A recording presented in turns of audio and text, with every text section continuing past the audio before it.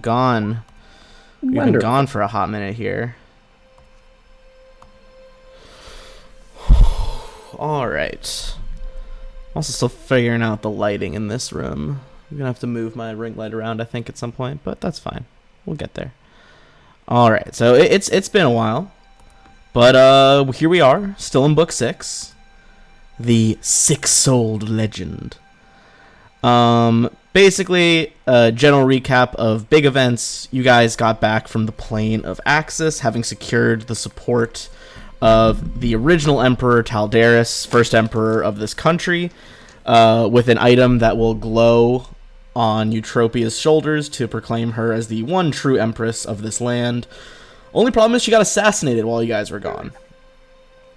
However, after some digging, it turns out that she knew she was going to be assassinated, and thus hid her soul away in an object, a necklace specifically, that she's owned for a long time since she was a girl.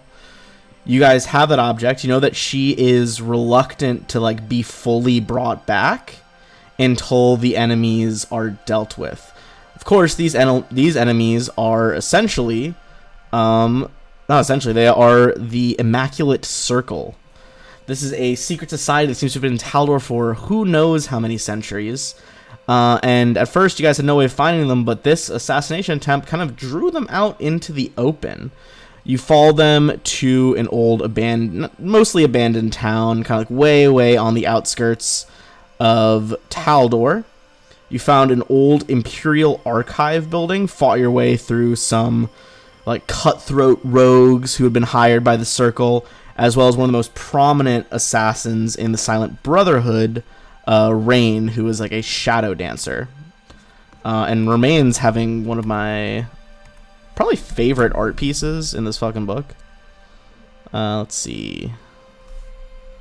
I guess I don't have his art up, but that's fine. He's like a big old plague doctor. All right. Currently, you guys fought your way down through those enemies into the underground section of the archive.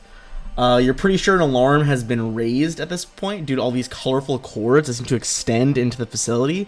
But upon entering, you guys did fight these crazy, not just regular vampire spawn, who vampire can create a certain number of those at a time in their lifespan. These were what was known as blood spawn. They are basically continually having alchemical substances pumped through their body to enhance their ferocious tendencies. That's most of it, though. Any questions before we get rolling with our party? Can you review what we know about what's ahead of us? Can you say that again? You're a little quiet right now. Oh, sorry. I was just wondering if you could review what we know about what's upcoming. What do we know about our other opponents, or what else we need to do in this game? Yes. Okay. So some of the other upcoming stuff right now. So the assassins have struck. The coronation is coming up soon. The problem is that without Eutropia, not just the peasantry, but pretty much everyone in the country, they are sick of this war, people vying for the crown.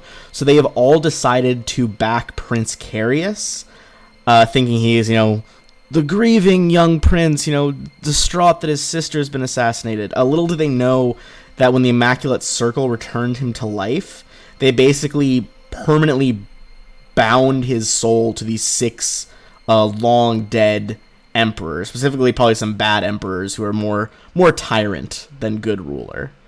And as a result, you guys are now worried that if he is allowed to take the throne, it's going to be very much a dictatorship. So even if you get Martella back here, the prince is already secured in the palace. Coronation day is going to be coming up real fast. Presumably, if the council or the Immaculate Circle can, they're going to try to put him on the throne as soon as possible and declare you guys, verboten and get you guys killed. So it most certainly kind of a race against the clock for you guys to retrieve your pick for the throne.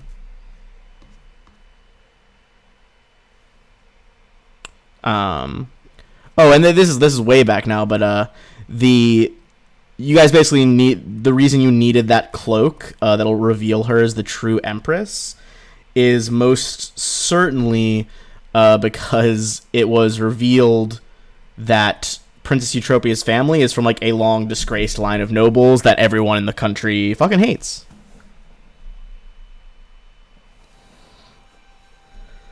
But they did like her up until then. Oh yeah, the people definitely loved her up until then. Now they're just like, this is nonsense. Can you hear me better now? Yeah, you sound a little clearer now than you were before. All right.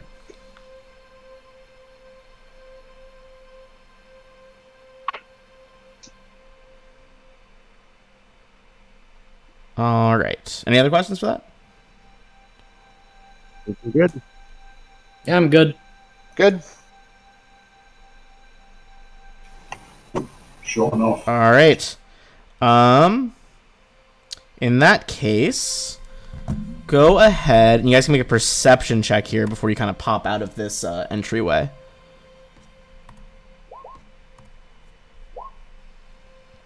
Of course, this is the party with the disgusting deceptions. All right.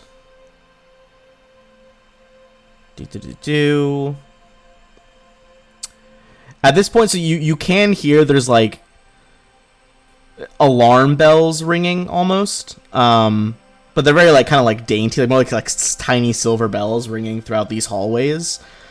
Judging from the echo of these bells, it sounds like you're outside like a very long and winding hallway, probably with rooms branching off of it. I would say with that 61 silver bells, 39 as well. Anything over a 35. You guys probably don't know an exact number of people, but you can certainly tell people are like running through this facility, trying to like get ready for you guys to come through. All right. Well, I'm going to scooch over to the side just a bit so that our lead armored person can go in front. And with those perception checks, you would know the door is not trapped or anything like that. So I'm actually going to remove that. You can kind of see like immediately that long and winding hallway begins. Oh, it looks like there's a hallway here. Oh, well, Osiris, are you injured at all? A little bit. Wouldn't hurt to participate Like how much? You feeling 2d8 injured or like 3d8 injured? More like 3d8 injured. Okay.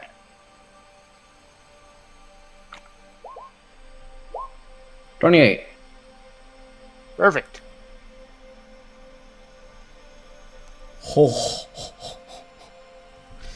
The vroom of holy power. Some excellent healing out there.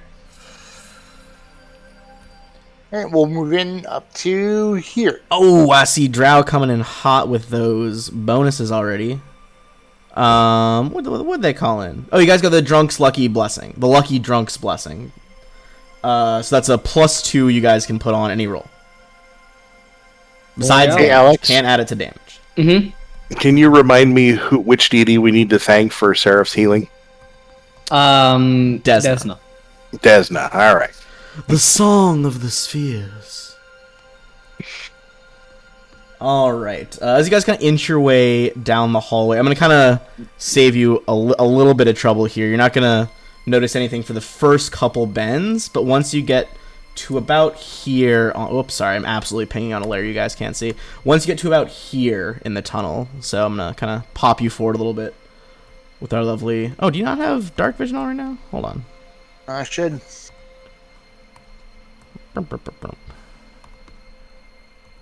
Can you see the hallway though? I can see the hallway, yes. Okay, cool. Just making sure. It looked a little weird for me for some reason. Get in front, mister. Once you guys get to about midway down these hallways, go ahead and give me a perception check here.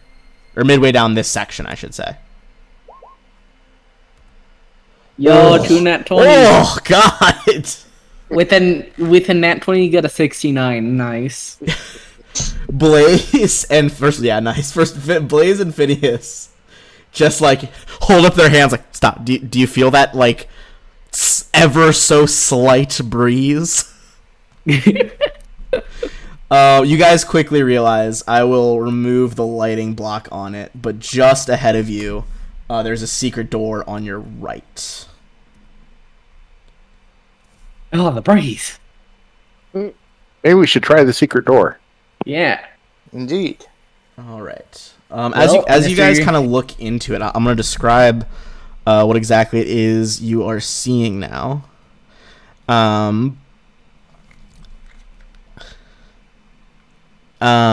Yeah, so what you're seeing is a set of gold spiral steps descending into the ground. Thick black curtains hang closely around the staircase on all sides, forming a column of opaque silk. Motes of golden light seem to dance up and down the stairs, reflecting off the shimmering curtains. What does it smell like in here? What does it smell like? Yeah, we got like a stench of decay, or does it just seem dusty, or... I would say, I mean, without any perception checks, it actually doesn't really smell dusty at all. Kind of coming from the curtains themselves and kind of drifting from below. It almost seems like warm and inviting. You know, like there are certainly some more disturbing sounds, like people, like, you know, you hear some metal boots and things like that. But in terms of smell, it smells oddly perfumed, almost like wildflowers. Possibly cookies, maybe? Not necessarily cookies, but I would say more like a typical perfume you might imagine. All right. All right, big guy. Why don't you take the lead? Yeah, so Sure, I will right. say with your perception checks as well, you would be able to see, like, as you guys enter this, you know, spiral staircase over here, you can see there are more alarm bells here that weren't attached to the rope system. There are, like, bells kind of, like, hanging from the bottom of each of these silk curtains that surround the stairs. So basically, you would need to make either a acrobatics, I almost said athletics, this is not 5e, an acrobatics or a stealth check to move through the, like, down the staircase without setting off the bells. Question is like this pillar here in the center, is that a pillar or like a gap downwards? That is like an actual pillar. Okay. Yes, I just checked. It's like an actual pillar. Anybody got a silent spell? A silent spell would most certainly counteract the bells. Oh, apparently I actually do. I've like never looked at my second level slot. Doesn't come up a lot, huh? Yeah. What's the radius of silence? Because I feel like if you cast it on one of you guys, it might just deal with the bells. Let me look at See. silence. Silence, I have- Pathfinder. That is a 20-foot radius emanation centered on a creature, object, or point in space. So yeah, if you center that on one of you guys, you could just advance down the stairs. All right. Is that what you guys want to do? I'll make Galtis real quiet. All right, roger that. Q. In that case, give me one sec, because I'm actually, if you guys are advancing down the stairs silently, I'm going to copy you guys over. Whoops, that's on the wrong. I'm going to do it on the DM side. I'm going to copy you guys over and move you to a different map. Cool. As you guys favorite. kind of dive deeper into this facility. All right. And you guys are going to be coming down the stairs here. Who is leading on the stairs right now? Because I would say, with your silent spell, there's literally no line of sight with which they could see you. But I think you guys would hear there are people lying in wait. Ozias, big boy, big strong man. Yep, I'll be leading this. So I'm gonna drop you Biggest guys McThickest. in this room, but essentially you're gonna be on the stairs. So like Ozias, I imagine you're, you know, bottom of the stairs right there. Everyone's kind of wrapped around behind you. I'm going to put Seraphim the Void to symbolize that she's. That's fine. She's there. I can see her off not there. So you guys can see that. Ozias, are you just trying to like bum rush in? Like as soon as you get to the bottom of the stairs, rush these people or what? Hold them on the stairs to see what they do. Okay, I'll say give me a stealth check then. Come on, buddy, you can do it. You can do it. I believe in you. Your armor's black. You're hiding. Give me a second. I put stealth back on my skill list. Nat 20. Nat 20. Nat 20. Stealth. There we go. Ooh.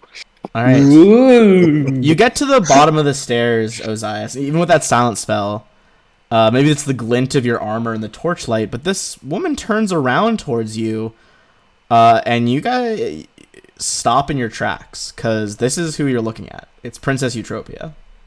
I knew it. I was literally typing out dollar store Princess Eutropia in the chat. Dollar store Princess Eutropia. All right. So as you enter, the walls of this room sweep out in grand curves like the sides of a goblet. Snow-white silk curtains over the walls ripple in an unseen and unfelt wind. An elaborate knotted pattern has been cut into the floor, covering a large circular area in the middle.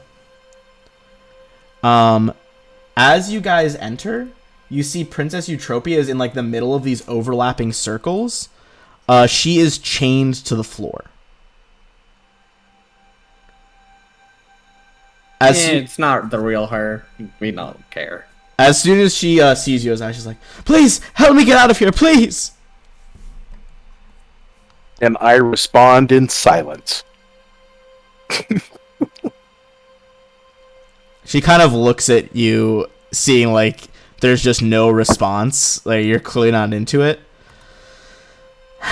Fine, I guess I'll do it myself then. You're a man!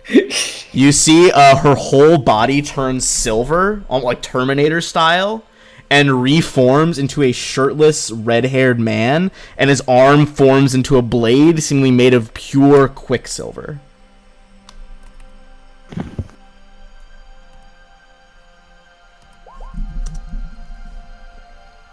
She's just straight Edward Elric. So I'm going to put his real token on there.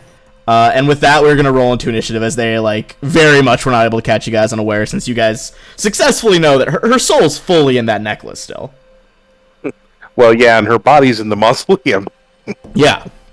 Well, I guess you could, like, maybe, like, True Resurrection or something. Like, you wouldn't need the body, but, like, you're pretty fucking confident it wasn't her. Oh, actually, hold on. Before anyone else rolls, let me delete the extras, because I forgot it was just a new map. Let me add Galatis back in there. Okay, now I can go ahead. Galatis got 29. I'll add that in for you. Nope, I get a 35. Oh, you sneaky devil. You didn't click the token the first time. Well, no, but I get to roll twice. Otherwise, I would have kept it. Oh, do you really? Oh, fuck me. Battle Mind Link. Oh, yeah. You're right. All right, Why do I keep rolling so bad for initiative? I have a plus 13. The Earl got a 21. Not amazing. Let's hope his cutthroats can do a little bit better. I will say the ones behind him appear to be the same cutthroats you guys fought upstairs. You would know that they are mostly slayers in terms of like their class levels.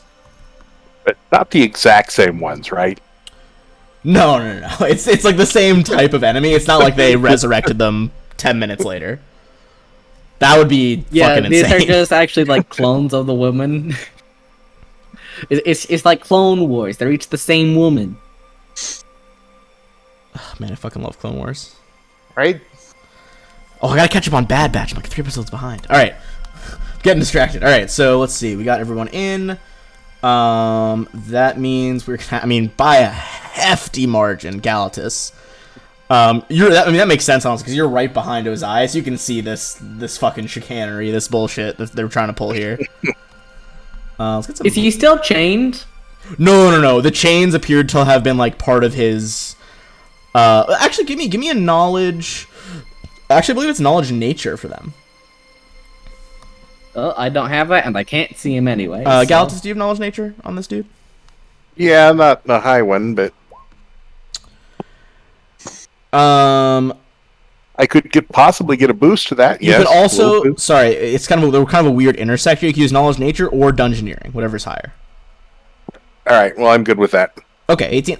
You would know that this is a type of ooze that comes from the Fey world, the first world. Basically, it is an ooze that can kind of just like assume human shape. Yeah, I figured there had to be one somewhere, right? Yeah. You would know that specifically. Sorry, let me check on their. I'm trying to remember what the actual name is called. They're called a. Okay, I can't find the name right now. I'm losing it. A Meslin. That's what they are, Meslin. They're like these crazy things that like the Aslanti used to experiment on too. All sorts of crazy stuff. Basically, what with the 18, you don't know a lot about them. Well, it's a 23 with the bonus, but... Oh, yeah, so 23 with the bonus. You would know... So, first of all, you know you can do those morphic weapon things. You can, like, turn his arms into weapons. They do have sneak attack. They have a fair amount of spells. They can... Not... They can do a couple of spells, but they can do them at will, if that makes sense. Okay, so is this guy likely to be a main... guy?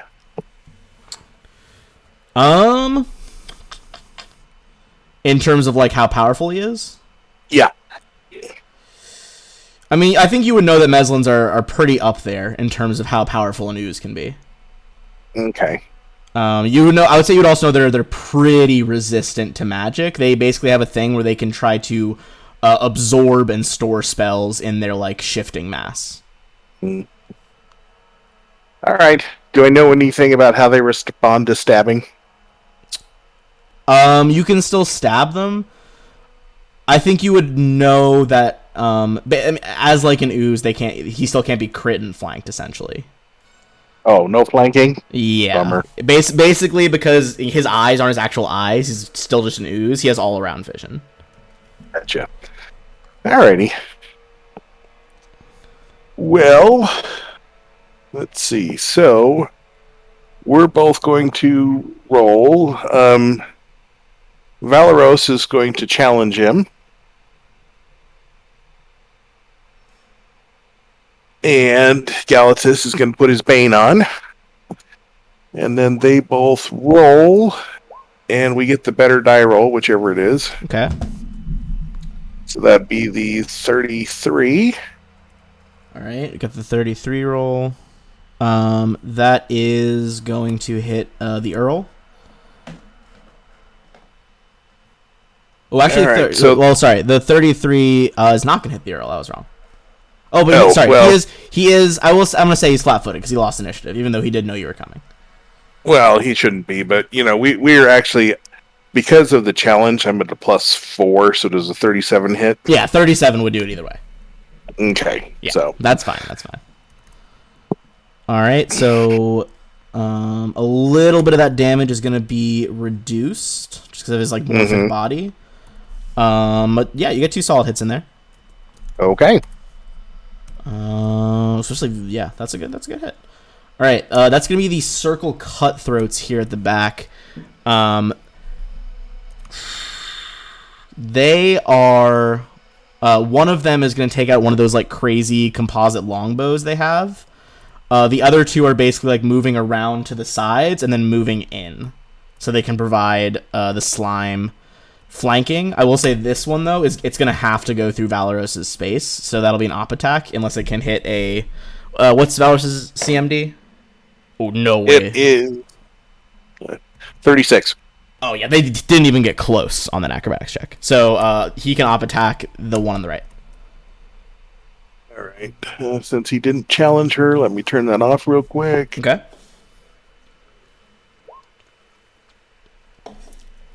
That's gonna hit. So 24 piercing on the one on the right. It doesn't seem like she has any DR or anything like that, so just shing, right into her.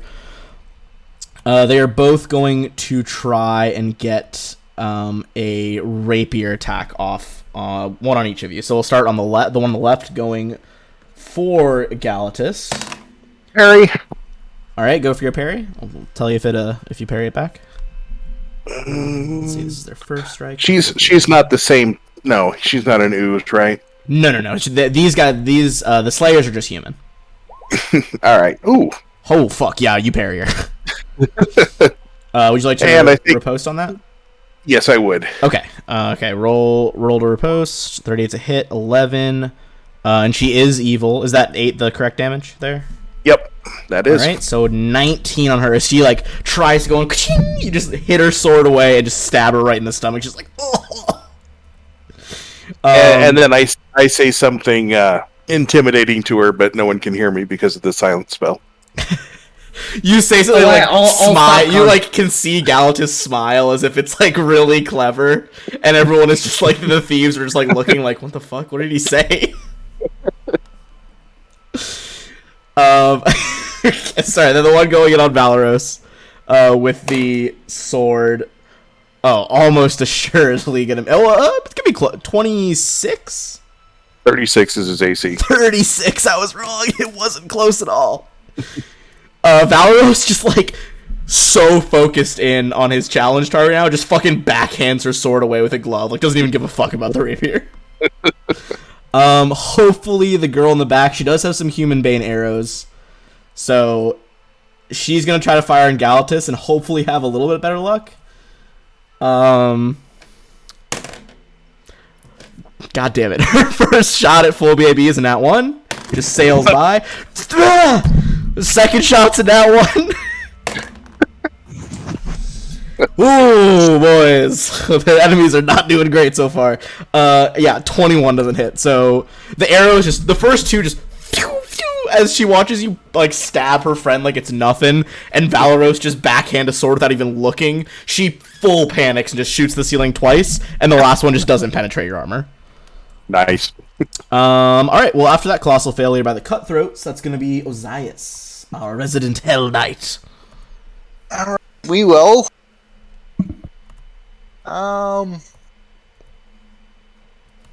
Use our Dimension Door ability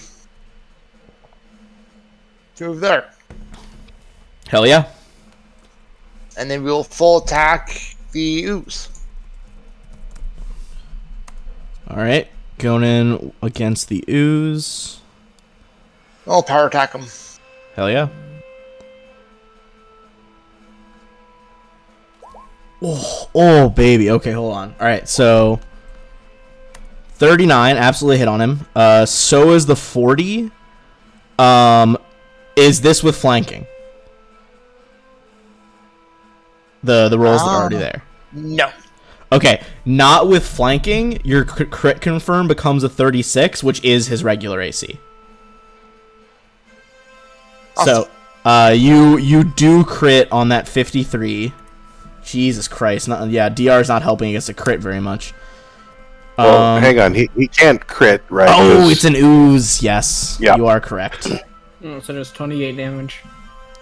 It's still a sizable hit though, and he is chaotic. So those chaos hits are getting like at first you can see he kind of smiles as like the crit, kind of like it goes to his chest and like the chest kind of like oozes away off of your weapon, and then your weapon like pulses with red light, and you see the Earl like double over in pain. As just like, oh fuck, where did that come from? Damn it, you idiots, get them! Alright. He is going to just go absolute ham, and despite that picture I sent you with him with the one arm blade, his other one turns into a fucking hammer and he just starts moving. He's gonna just do a crazy series of attacks. Is he gonna do a spin attack? Is he gonna do a spinny move? No, he doesn't spin like a top, but he is going to attack each of the boys that he is flanking with twice. So 2 hammer strikes on. I'm going to parry. Alright, where's my other D20? Oh, just there it is. Oops. Sorry, that is the wrong roll. Okay, it's okay. I haven't even rolled his attack yet, so go for your. Alright, so 28 to parry? Yep. That is not gonna do it. Okay. So he is gonna hit you for 25 damage. Oh, hang on.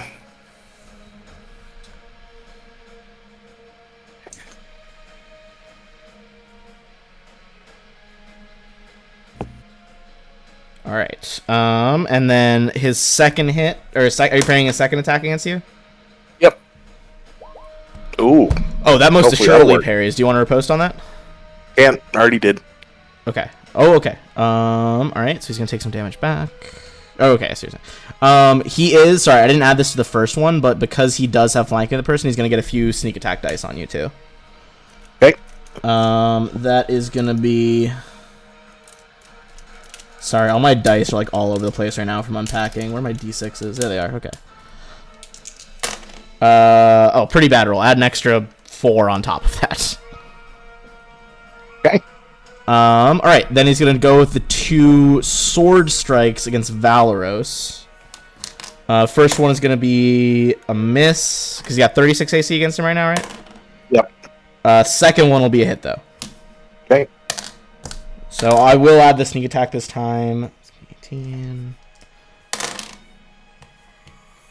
23 damage on Valoros. Okay. That is Earl Denzarni's full turn though. So Phineas, it's your turn. I'll take Fanny boy, you can do it. I'll take a 5-foot step and teleport over here. And I'll do a full. The Gishvin will go first. I'll do a full round attack on the assassin-looking thing. All right, go for it.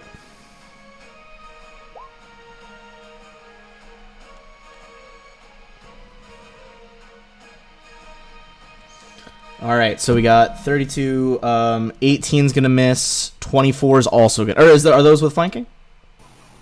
No, flanking is not. Okay. In there. So you are flanking, so the first one and third one will hit then. So you also get that sneak attack damage.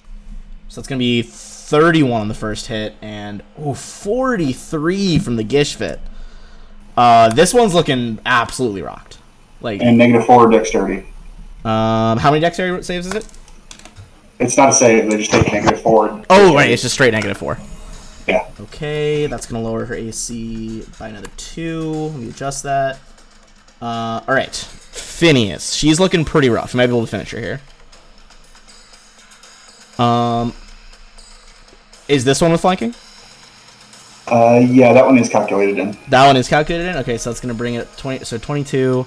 But I am invisible, so. And flat-footed for her. All right, so it's gonna be hit for 17 bashing,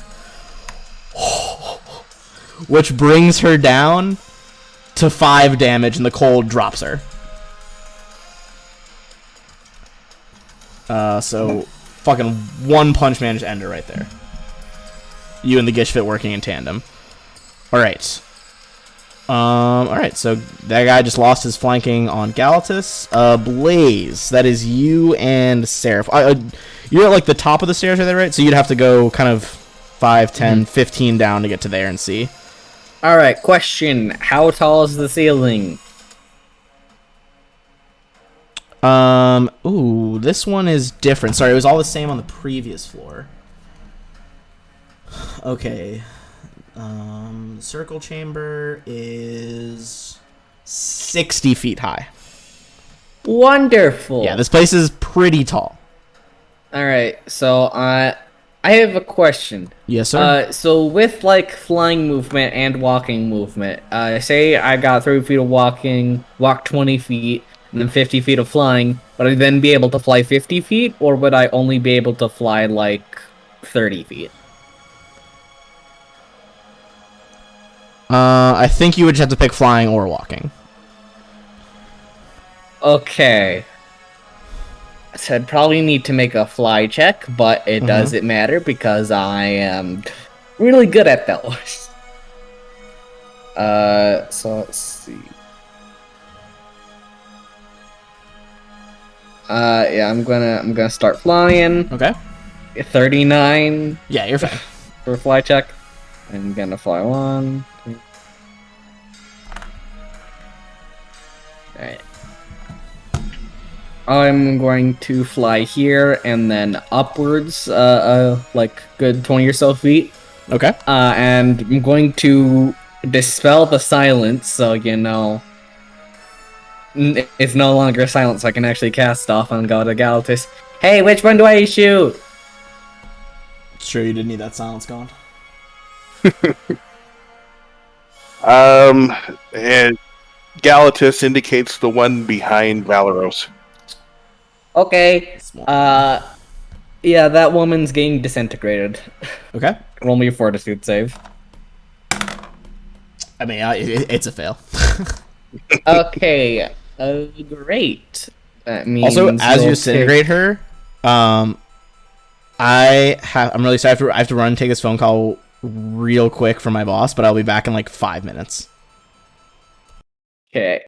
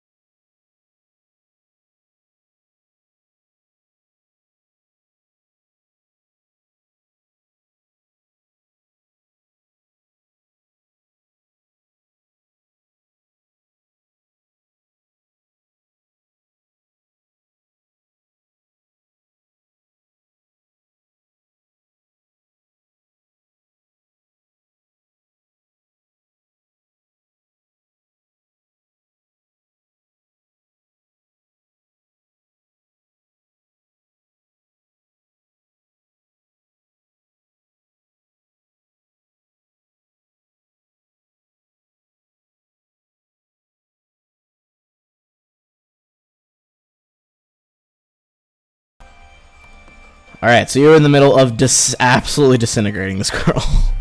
Yeah, that's 148 damage. I mean, yeah, she's fucking dust in the wind as she blows away. Okay, so there is wind here. I guess it does specify that the wind is like not real wind. So I guess it's just a pile of dust on the floor. Anything else you want, Galtis? Do you have another action? I mean, I can cast another spell with this. She holds up her quick and meta magic rod. Yeah, hit the other one. Okay. I'm going to disintegrate the other one. Please make me a fortitude save. All right. Oh, right. I still also need to make okay, does 31 hit their touch AC? Mm-hmm.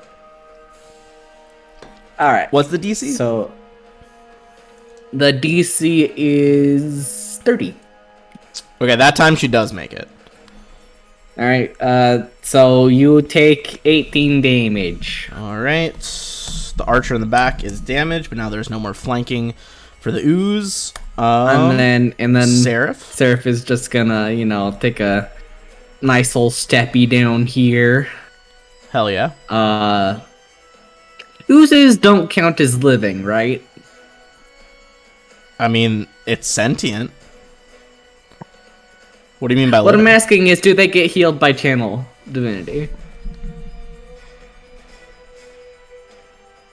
Or is it only undead that are excluded? It's only undead. So if you healed everyone, he would get healed too. Alright, I'll hold off for now then. Okay. Is there anything else I can do? Nope, I'm good. All right. In that case, Galactus and Valros. Well, we're going to take the opportunity to each do a full attack here. Okay, and so just so that we've got the right numbers, with Valros's challenge,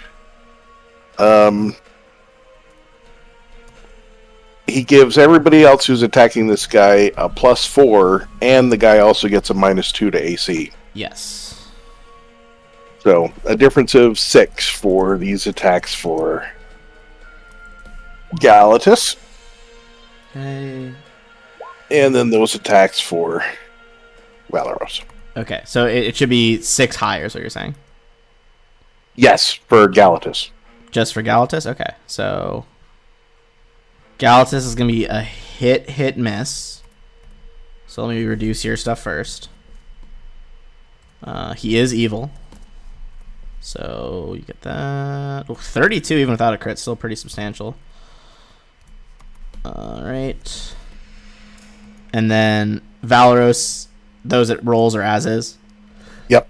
Okay, Valoros's one's all missed then. Oh. Come on, Valeros, buddy, you can do it. Alright, that's going to be the Cutthroat. Also, next spell that gets cast is gonna be Magic Surged from the chat, so we know. I don't know if it's gonna be them or you guys. We'll see what happens. All right, the archer is gonna study.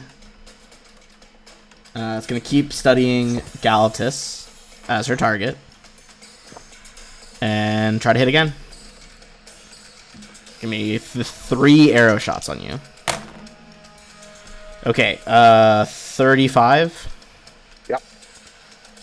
Then 29. Nope. And yeah, alright, so only one's going to be a hit. No sneak attack on this, but extra damage from being studied target. You're going to take 15 damage. I need you to make a fortitude save. You resist the poison on her arrow. You're fine. Other 2 are dead, so that's Ozias. All right. How badly does the ooze? Does he seem like badly hurt? It's hard to tell because he's kind of got this like amorphous body. But I would say you would think he's definitely below half health. He's having a lot of trouble maintaining this human form. We're gonna smite chaos Okay. and power attack. Alright, Smiting Chaos. Your weapon gets that, like, glowing, like, dark red again as the Smite Chaos takes hold, because he is indeed chaotic. Alright, go for your rolls. Alright, let's see. Hit, miss, hit, miss. But, oh, hefty. Alright, so... then he's chaotic. And then... and, is it the same as Smite, like Smite Evil the Paladin, where it goes through DR? Yes. Alright. Let me add that damage back in then. He is standing, but barely. You think probably one attack from any of you, regardless of how much damage it's going to be, would finish him. Alright. He is going to try and cast a spell on his turn. He's going to try to do it defensively. He's going to fail, so the spell doesn't go off. I'm going to say enough of it goes off that we're going to surge him. So D100. Do. Okay.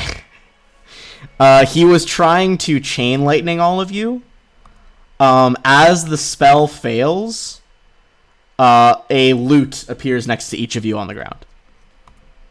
Oh. Wait, does mine fall from the sky, or is it just like... give me a reflex save as it appears near next to you. Okay, reflex... 32? Yeah, I'd say you grab it out of midair. Hooray! They're all kind of like, because it was a failed chain lightning spell, they're all kind of like this cool, like, electric blue color. Ooh, an electric loot. Yeah. Oh, yeah. You think it would definitely sound like electric. He kind of looks just like, ah! Everything's gone wrong! Phineas, that's you. Hey, Phineas, pick up your loot and bash him over the head with it. Savage. I don't think so. Okay. This archer can't up attack anyone because she still has her bow. As she watches the Gish Fit scuttle towards her, ribbon tongue flying. Well, I guess that first attack misses. That does miss on the nat one, unfortunately. Phineas, do you have a spell charge on your punch here? No, I don't.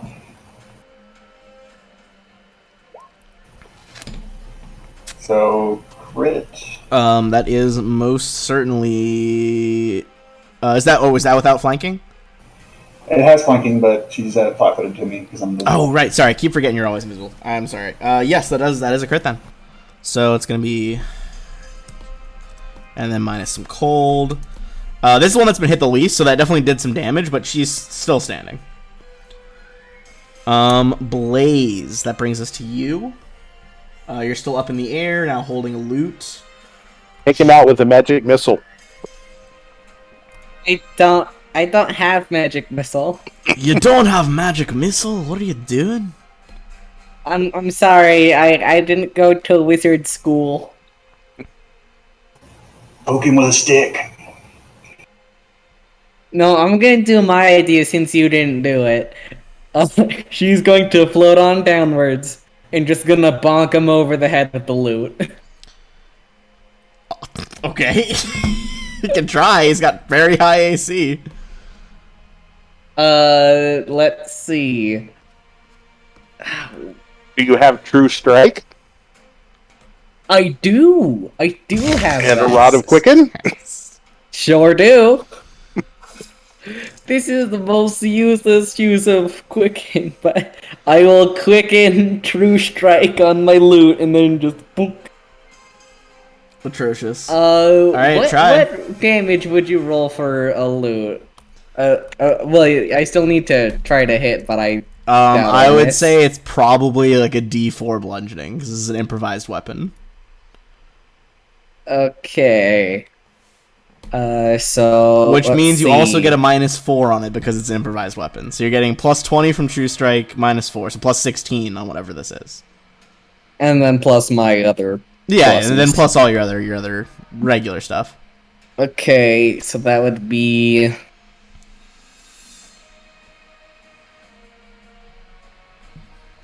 42 to hit its armor class. Do you have a positive strength score? Nope. Okay, just give me a D4 roll then. Okay. 2. Yeah, he's still alive. Nuts. When I said I meant one attack from someone who has like an actual attack. Well, you said. He's just like, this is most irregular. Okay, now Galtis, you do it. Galasis, Well, I'm certainly going to give it a go. I'll believe in you. So +6 on all those.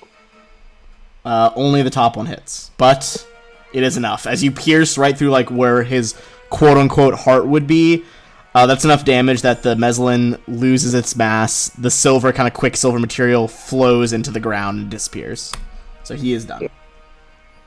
All right. Well, I can see that it was mostly the loot that did it. Yeah, I just kind of probably. him off. Yeah. That's what the poets will say. Yep. He was looted. Awful. Yo, I'm wondering if that's like actually on any gravestone, you know, like looted to death. Probably should be. Well, now it's on his now.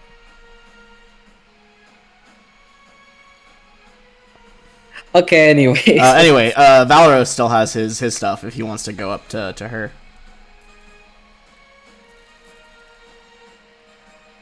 If you step to the side, you could probably get flanking. He doesn't need it. With a series of... Where's my rapier sound? There it is. With a series of 3 quick rapier strikes. Nope, just the first one. Oh, just the first one? Well, 74 is enough. She had 73 Okay. health left. So, just the first of those strikes. That's a net one to confirm, isn't it? Oh, sorry, the other one was the crit. Yeah, so that doesn't confirm. So she is still alive then. Down to like 40. I mean, she's really fucking backed into a corner here. Okay. She is gonna just throw her bow against the wall and quick draw a rapier and try to stab. Honestly, D3 at this point. I'm gonna do a D4 if it's a 4 roll again. 1 is Gishvit, 2 Valeros, 3 Phineas. Oh, sorry, Phineas isn't even there, so... Well, she felt the punch. Nah, but she wouldn't risk missing attack. It's gonna go for the Gishvit. Stab book. What's the Gishvit's AC? 32. 32. It is a miss. Ozias. Let's see. Ozias will probably wander up here. Okay. Smack her one.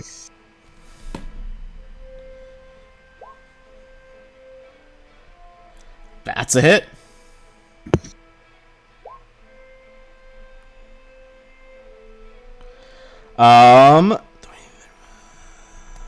That is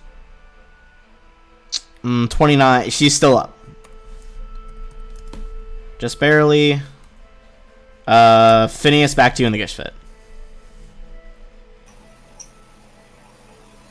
Serve me and live, or die. Show me what? You're a little quiet for some reason on your mic right now. Serve me and live, or that's die. I'm gonna say give me a intimidate check for that then.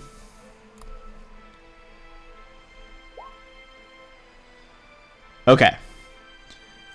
With that, we're gonna exit combat as she kind of like drops to her knees, and she's like,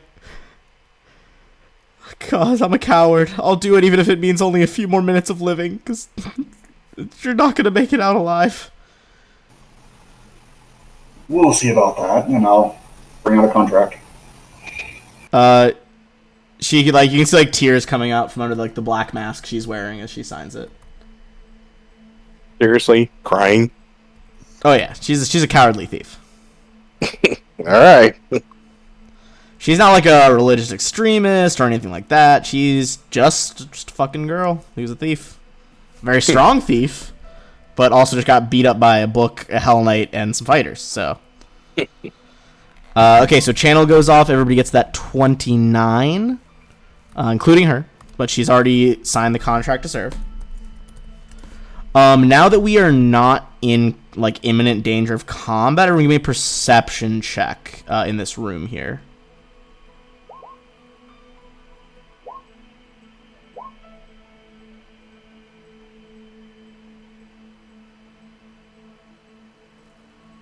All right.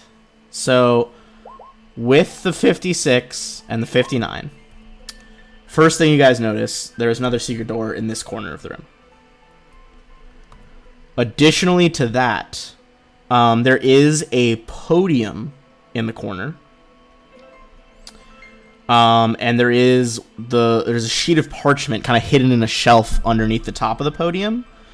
Appears to be a speech written in a very like tight, precise hand. And it reads thus: "All is not lost. The Sisters of Indulgent Dreams have come through for us. From the silver void, they have plucked forth legends of Taldor's past. Not snared souls that would confuse divinations, but the psychic energy poured into reputation and myth, which will leave nothing for diviners to find beyond his destiny to rule as Grand Prince. We shall make him stronger, a more fitting tool for our use. These legends will drive him to rule once they mature, and whatever orders we deliver in the end, he will be compelled to obey. Soon we shall encircle Taldor's throne."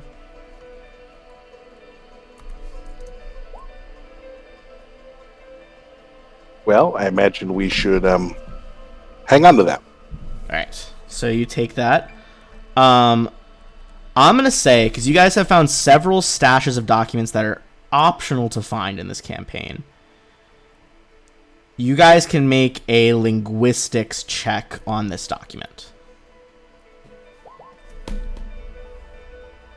Okay.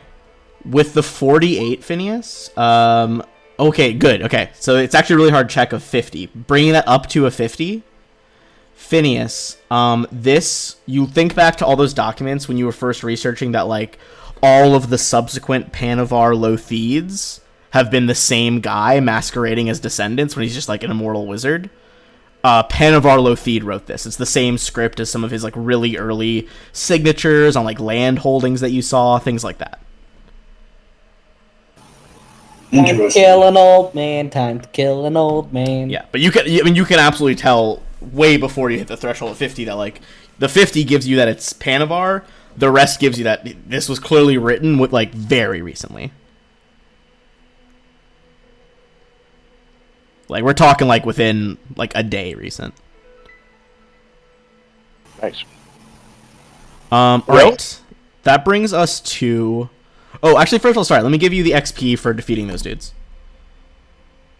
Alright, so you guys got the Earl as well as 3 cutthroats.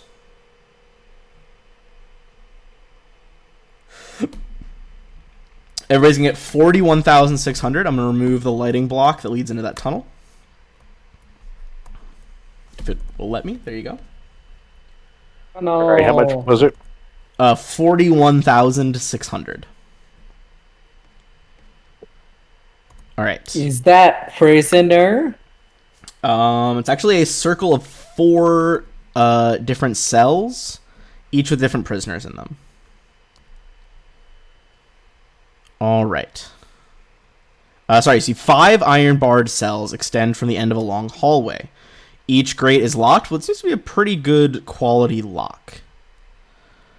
3 living prisoners occupy 2 of the 5 cells.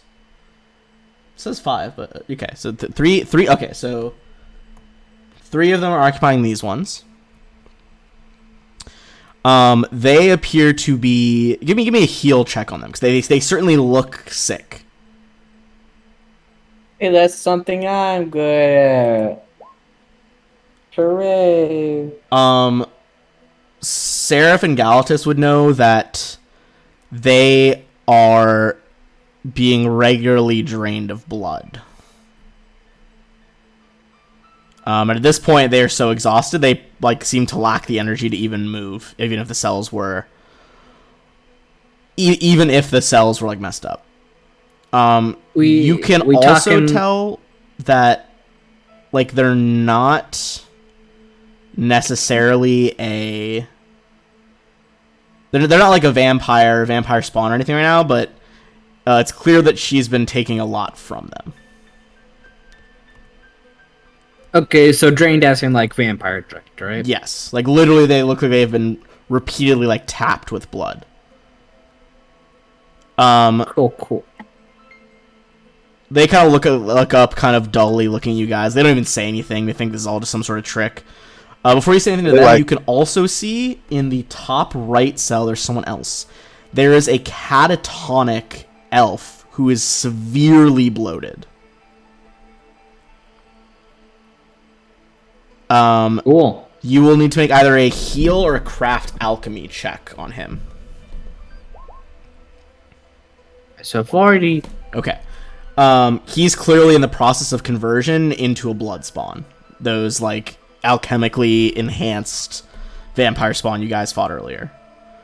He's pretty late in the conversion, perhaps a day or two away. However, if you could hit him with a full restoration spell, it would stop the process. Just the level 4 one, or Not greater. Just regular restoration. Not greater or lesser. Okay, I can hit him with that. Okay.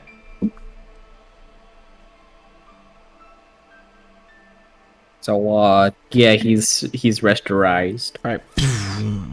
The blast of holy magic, you restore him. As Seraph does that, her butterfly symbol glowing. He kind of sits up a bit groggily, and he's like, "What's going on? I've had terrible dreams."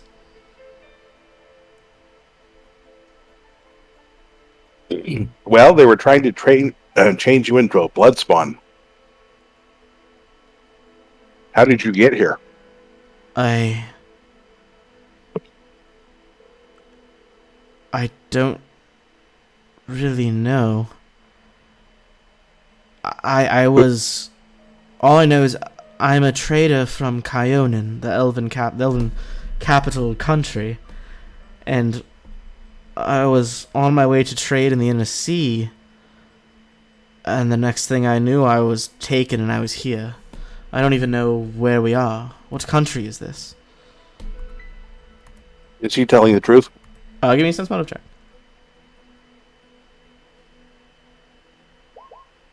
Nat 20. Damn, you guys are hitting nat 20s tonight. Yeah, he's telling the truth. This is like an elven trader who just got fucking ambushed.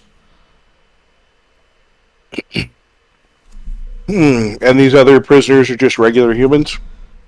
They're all the other three are human. Seeing you guys cure the elf though, who they've been watching, succumb to this strange form of vampirism for days, that one of them looks up and he's like,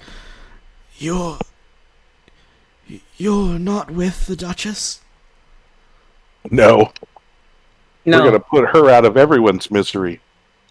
Please. You have to be wary of her, one of them says. The other one's like, yes. She seems like a vampire, but something's wrong. We are traders, you see, coming from Varisia. We are a superstitious people, and as such, we had several defensive measures against vampires. We showed her our holy symbols of the Inheritor and the Dawnflower. She did not react. Even upon being struck by holy water, she showed no such compunction to be injured. And when we tried to enter the nearby river, she waded into the running water as if it was nothing. A vampire should not be able to do these things. It doesn't make sense. Yeah, she must not be a vampire. Or at least, can vampires do anything to protect themselves versus those various, common vampire elements? Give me a knowledge arcana or knowledge religion, because it's something to do with undead.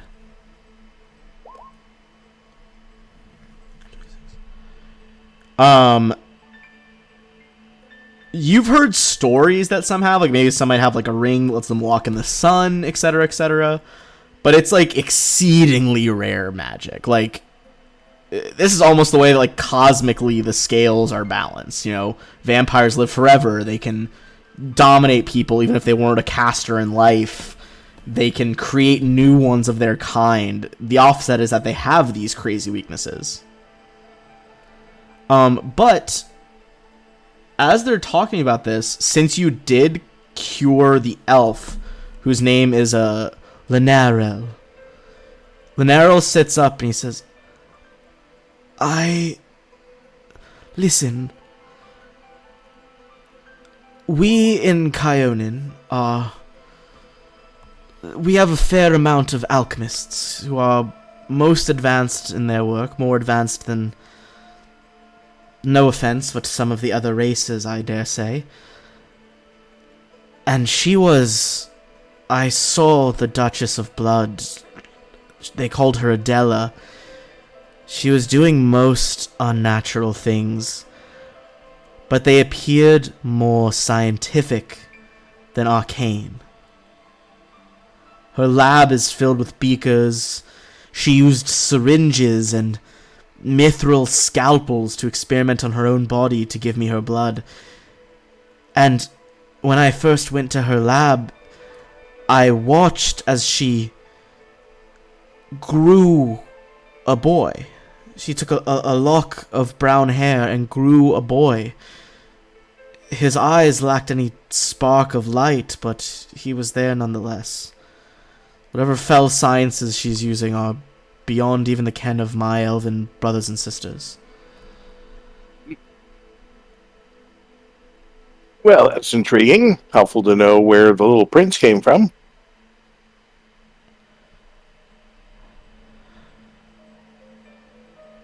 He frowns. He's like, I admit I don't know your royals, but kind of frowns at that. He's like, fucked up, it's a prince. But he's like, listen, I once was able to make an escape attempt. I pretended to be weaker than I was, and I made it into this lounge area. He describes what it looks like, so you guys will be able to know which room it is when you get there. And he says, there was another member of the circle there. That's what they call themselves. There's a hidden panel in the room. He opened it, removed an iron sphere, and when he tossed it, it exploded into shackles that bound me. Pretty heavy.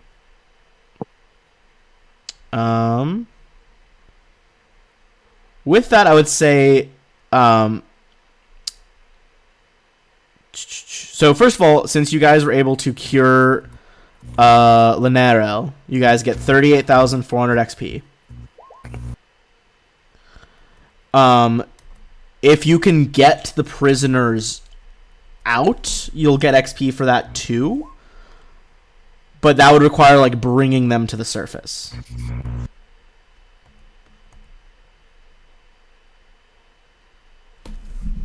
So you guys could try to, like, bring them back up through the other floor. Or, keep them here for now as you explore.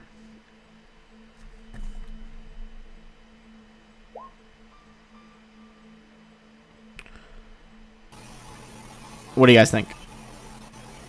Well, we're not that far from the entrance, right? Not necessarily. What do you guys think?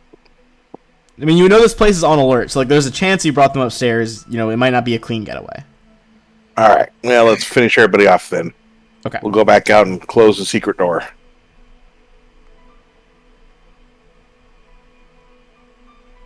Yeah, it makes the most sense. All right. I'm gonna let you guys into the next lighting area. You would pretty immediately be able to tell that this is the lounge area that he was talking about. So what info did we get? I was honest. So basically, to recap, she's like seems to be pretty resistant to other stuff that normally vampires are weak against. Linerel, the elf expert, judging from his knowledge about the very advanced alchemical research in Kyonin, the Elven nation, he was baffled by her alchemical stuff. He described her as a very powerful alchemist, and he thinks likely her advances and this crazy shit she's been doing is probably more due to science than it is magic. She was the one who brought back the prince. Yes, he did also describe that he watched her, quote, grow a boy from a lock of brown hair, but a boy whose eyes lacked any spark of light. Coolio. All right. Cool, so we smash that lab. So you guys are looking at the lounge right now. Red silk curtains cover the walls here, again, billowing gently from unseen winds. Golden motes of light float in the air, illuminating the rich furnishings of the chamber. There's overstuffed leather, velvet chairs, the tables and bookcases are made of heavy dark woods like mahogany, and large paintings fill the space. You see there is an enormous roasted beast on one of the center tables of the room. And no one's here? Any signs of recent occupancy? Are there plates with roasted beast on them or anything? There are no plates here. I think you pretty quickly detect magic. There's some low-level permanent enchantments here, so there's a gentle repose in the room that makes whatever fancy foods and drinks they put out never spoil. And there's a lot of unseen servants cleaning up and moving any dirty dishes away. I will say, however, you do notice pretty quickly there's an open letter on one of the end tables. Well, we read it. All right. Actually, we let Phineas read it. Phineas, you unfold the letter. It says the following. Damn, Lothede. I'm tired of doing nothing. We've known Stavian killed his boy for 20 years and never did a thing with it. Now he's dead, and that crown-worthy secret is just useless historical trivia. What's the point of immortality if we sulk in the dark instead of making kings take a knee to us? I say it's time we took the throne ourselves. Adela's got a direct family claim, and Jeroth and I can be anyone. Why rule as a secret society when we could just rule? But I need your keen eyes watching my back, Goom. What do you say? Let me guess. That was from the Earl? This was indeed penned by Travaric Desnari, the Earl you guys just killed. All right. So, any traps or anything? Is this a good room? You can make a perception check. You have the DC is lowered because he told you about his escape attempt. Not that it would have fucking mattered anyway. With a fucking nat 20, 69.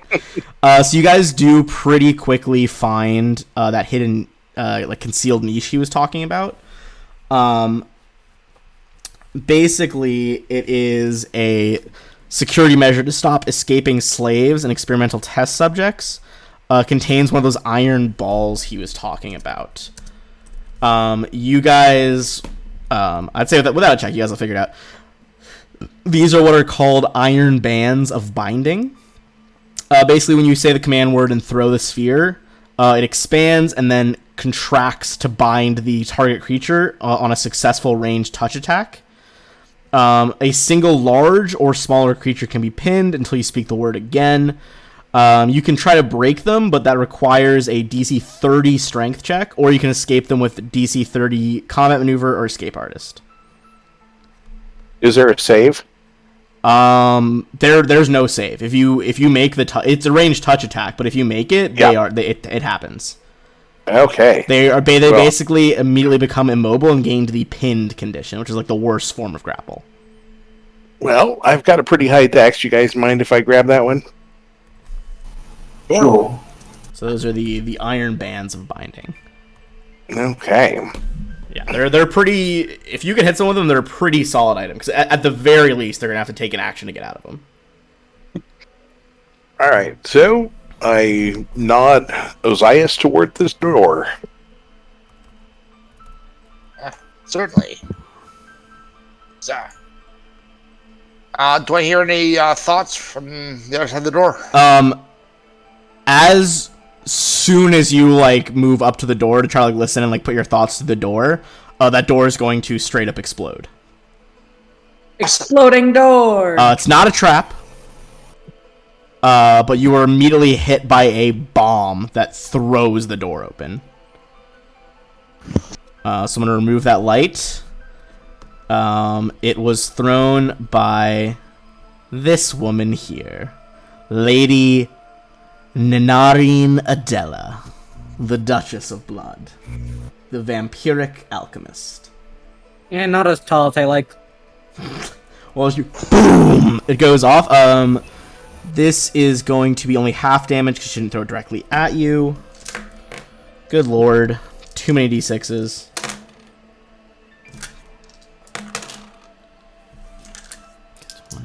And then... oh, why am I even... Sorry, you don't take half. It's the minimum in the splash zone. So you're going to take... 11 electrical damage as like sparks fly off this bomb. And with that, we are going to go straight into combat.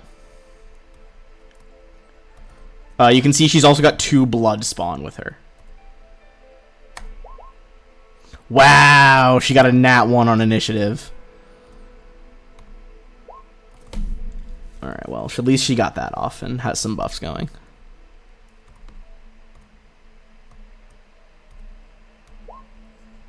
Me too. Ooh. Oh lord, her nat 1's better than that, I'll say.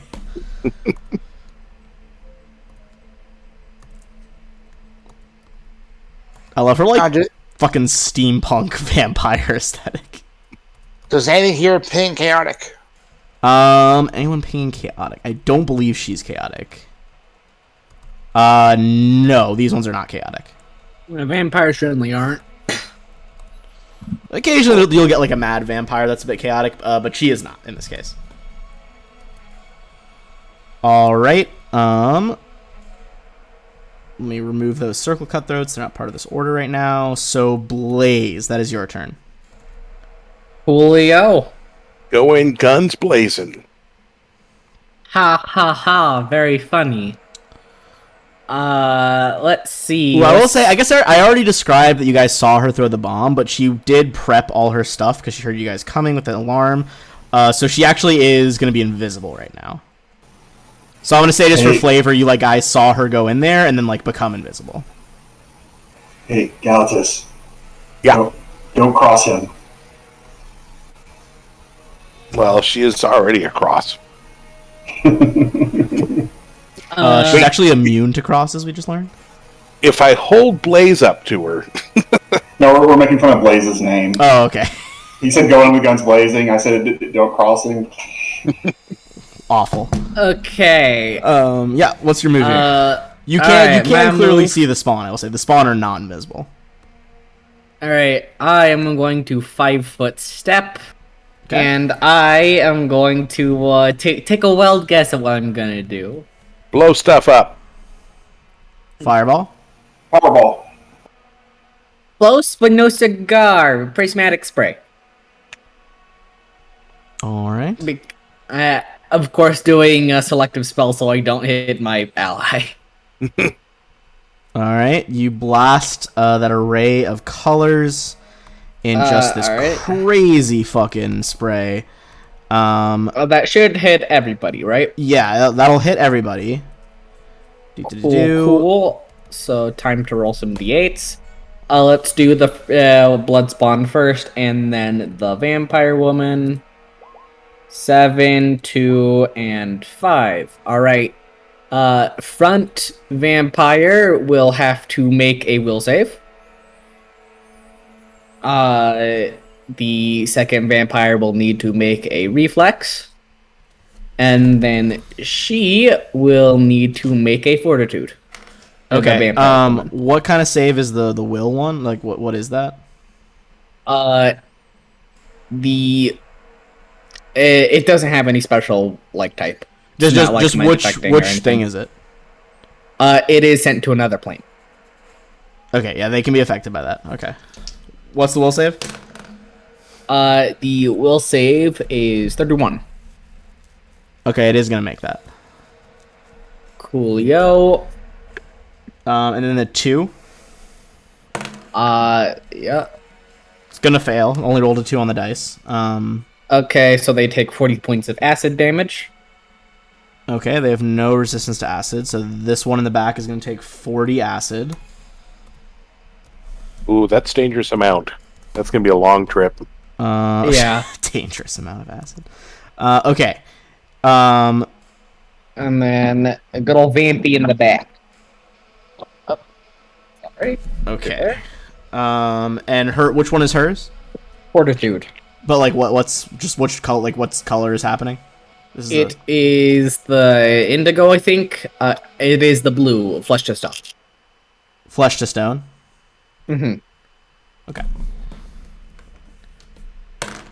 She's gonna make that. Coolio. I think that will be it as far as Blaze is concerned. Seraph isn't gonna do anything just yet. She's just gonna be chilling. Come on, she's a cleric. There's a vampire. I can't really do anything right now. Ozias. Ozias,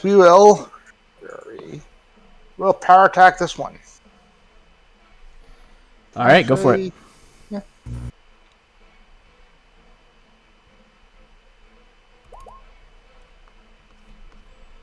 All right. Hit, miss. 26 and 27. As you lay into this crazy looking blood spawn, and that's going to be Galatus and Valeros. Okay, Galatus action is going to turn on see invisibility. So, where is the wench? See invisibility. That functions against greater invisibility too, right? Am I correct? Yeah. Yep. All right. So she currently. Sorry. I'll switch her back to the visible layer. Those of you who can't see her, just ignore her. She is back by her workbench in the back of the lab. All right. So we're gonna pitch the iron bonds at her. All right. Give me a ranged. I believe it was ranged touch. Ranged touch attack. All right.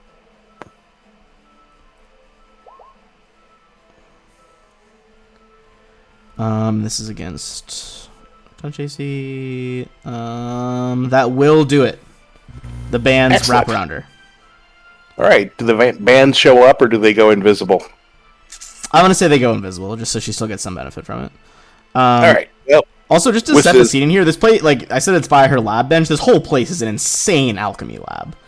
Like, there's like these like huge like glass and brass apparati like connected to beakers and tubes and retorts, like going all over the wall. There's like colors dripping into bottles, acid sizzling. Fucking like the entire ceiling is strewn with like herbs drying there. It's crazy looking in here. all right. Well, since Valeros can't get to her, he's going to come up here and hit that vampire person. We're not flanking with anyone, Okay. so just the first attack. 30 for 20. That is gonna be a hit. Okay. And then Galatus. Yeah, we don't have any extra speed on at the moment. So he's going to acrobatics over there to try to avoid the attack of opportunity. Okay. Give me a acrobatics versus the blood. Yeah, that does it. All right. So, and he's going to do the focus scrutiny on her. All right. That's gonna be Lady Adela. So she is. She doesn't. Does she have the strength? What's better, strength or that? No, her strength is not good enough to do that. All right, so she's going to attempt an escape artist check to break free, but that is going to be a waste of her action. Okay, so she does manage to like slip out from it. Oh. And you see she just turns and just straight up like walks up the wall of her lab. So she is now like 20 feet in the air, literally just like standing on the side of the wall. Oh, all right. Well, she may have noted that I have wings or not. I don't know. Yeah, but I mean, not all of you have wings, so she's trying to distance herself as much as possible. That is going to be the blood spawn. They're going to act a bit smarter than they did in the other room. Instead of just rushing the nearest opponent, she's directing them, so they are going to flank Valoros.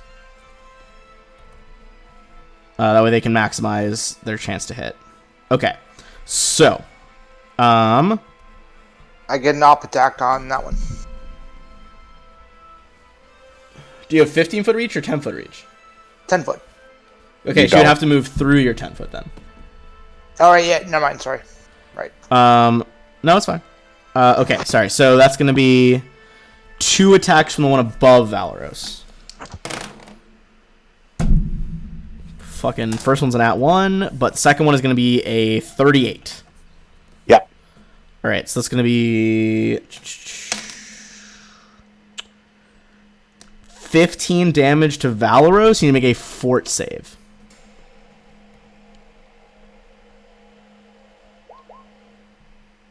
Alright, that is a success, so you don't take any negative levels.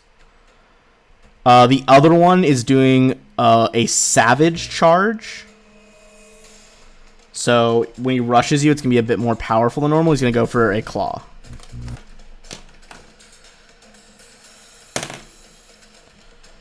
Oh yeah, definitely going to hit over 36 there.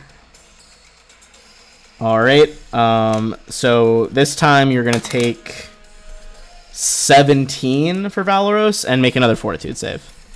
Great. Okay, so you don't get any levels drained, as they have those crazy, like, extended alchemical claws that you grafted onto them. But you successfully avoid a lot of the damage there. Which brings us to Phineas and the Gishfit. Alright, 5-foot step. Disappear. Come up over here. And we'll full attack. Alright. And you're having the Gishfit full attack here as well? Yeah. Though, okay, the 14's not going to hit. Phineas and the Fish.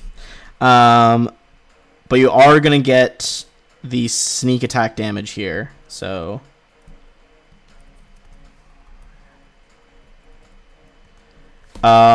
this one is still standing, albeit barely after the Gishfit's attacks.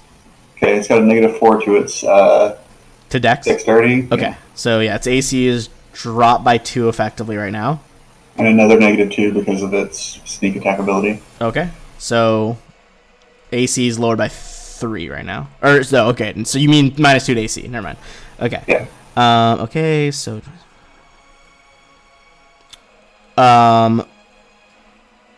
with the first and second attacks hitting now, you drop the first one there. However, you guys are going to have to make saves as it explodes with that Death Throes ability that they have. As, like, the alchemical... The blood spawn's body can no longer contain the massive pressure of its mutated blood. Everyone within 10 feet of it... Would it count through walls as well? I'm gonna say Blaze and Seraph don't make the save, but everyone else does. Cool.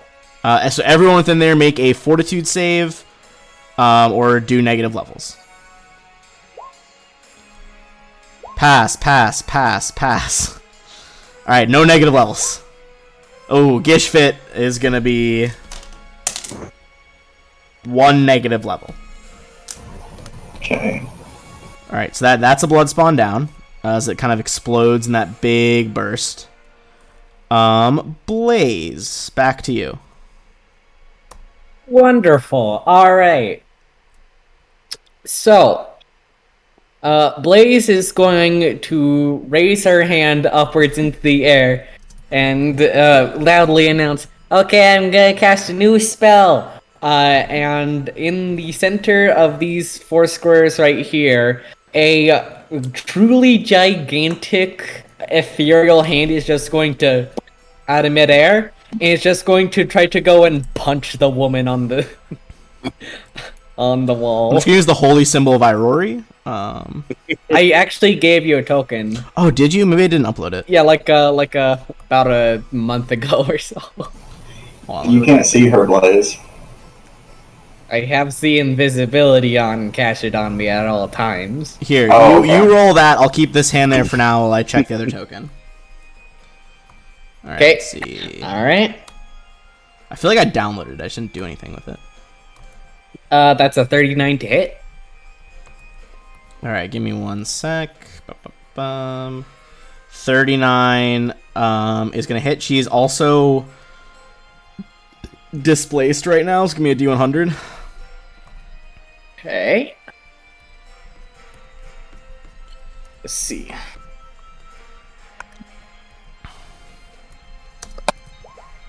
$81.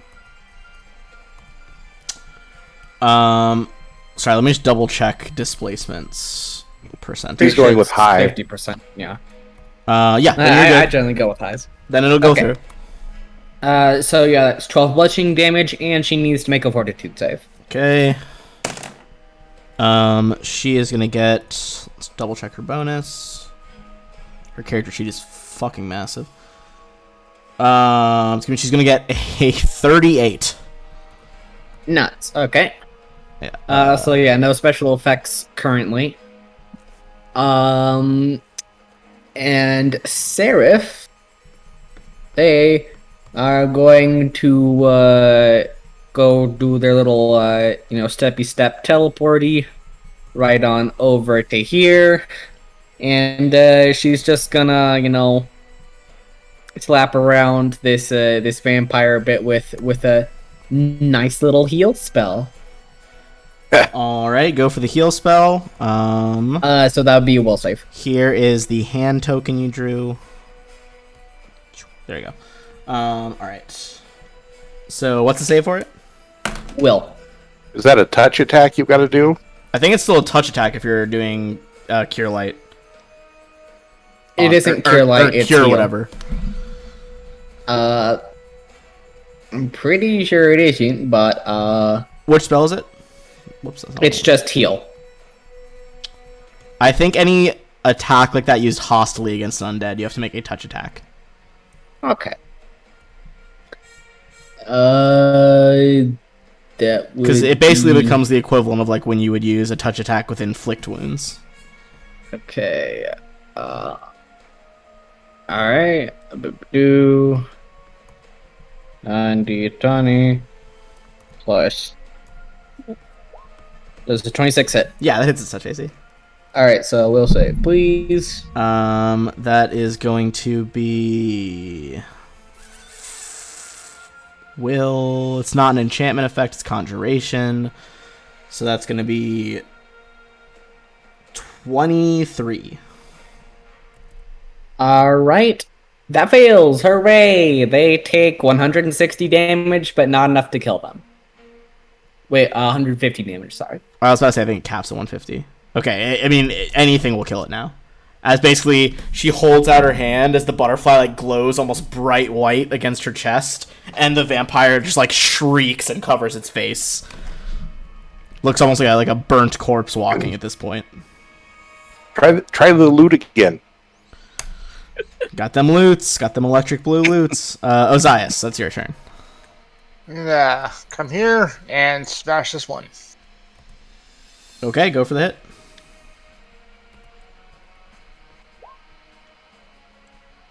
Oh yeah, I mean any one hit here, and that crit connects too. So that's two hits and a crit, while it had like 1 health left. Just boom, boom, boom. The like crunchy bits shatter, and you just wreck the body underneath. Perfect. Everyone within 10 feet though, gonna have to make that extra save. Yeah. So Valorous already on reflex, it. right? Fortitude. Yeah, fortitude. Okay. All right, Ozias, you're gonna fail, so you're gonna take 1 negative level. This reminds me of Dracula Dead and loving it. It's all about placement. As this goes down, Galatas and Valoros. So you still got the Duchess of Blood. She is 20 feet up on the wall right now. All right. So, Galatas is going to fly up over here, Yes, sir. and Valoros is going to get adjacent-ish to him, Adjacent-ish. and he's going to do and aid another. Okay, fair enough. To help Galatas hit.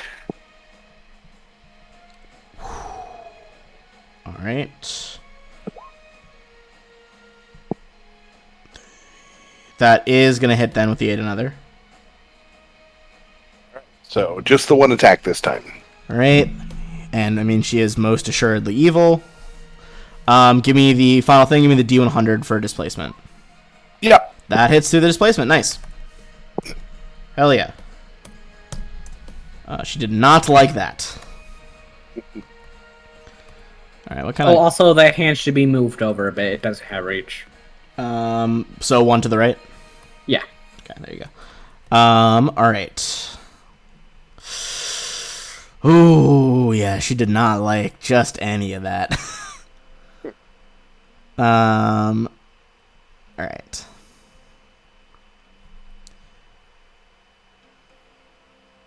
She is just gonna start, now that she actually has a turn where she can do something, she is gonna rain 4 bombs down. She's gonna, like, 5-foot wall walk right here. But she's just gonna start yeeting them at you, Galatas. So, Oh no, Galatas is. Do I get to getting attack her if she bombed. throws from adjacent to me? that's what I'm trying to figure out right now with bombs. I'm pretty sure they. It's a ranged throwing- attack. They're throwing. I'm pretty sure throwing them doesn't count as an attack of opportunity. In my but I head, could be yeah, in my wrong. head, I feel like there's some like nonsense where it's just part of their class that it doesn't. Okay, no, it does. It does. Throwing a bomb requires your standard attack action that provokes an attack of opportunity. Oh right, there's a specific discovery, like a major discovery that you can get that makes it so it doesn't. Let me double check her discoveries. I don't think she took that one though. She took a bunch of. She has a lot of discoveries, but I don't think that one. All right, discovery 1. Nope. Nope. I'm pretty sure it's called safe bombs. Yeah, it is. It's something like that.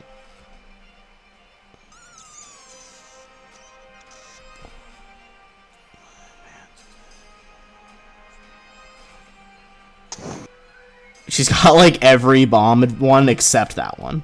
Ooh, that's not good then. You know what? She's still gonna do it. Honestly, she's gonna fucking start yeeting them at you, Galatas. And I'm going to stab her for everyone. All right. So, attack of opportunity first. we'll say we'll do it for each one because she's gonna get the bombs off. So, I'll roll the first bomb.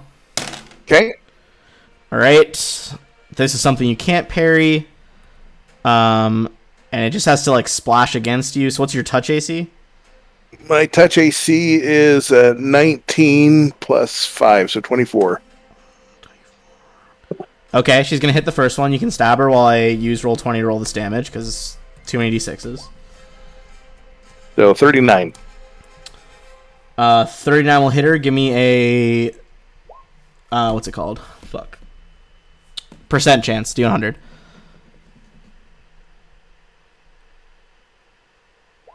Okay, Yes. gets through. She does take that damage. All right, got the 8 from evil.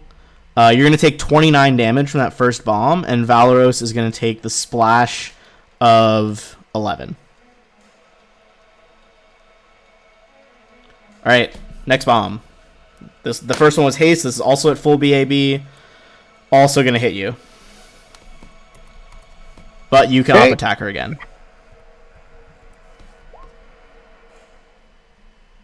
Yeah, I mean, yeah, you hit her again. So that's 43 because of evil. Give me the D100 just to make sure before I hit enter on this 43. No. Okay, that one misses because of displacement. I will say, now that you're up close and personal with these attacks, you guys can tell she's got stone skin on. Yeah. So some of this is getting reduced a bit because I don't think your rapier is not quite up to the level of DR adamantine right now. You're gonna take 41 that time. Ouch. Yeah, she rolled, of the 8d6, she rolled 5 6s.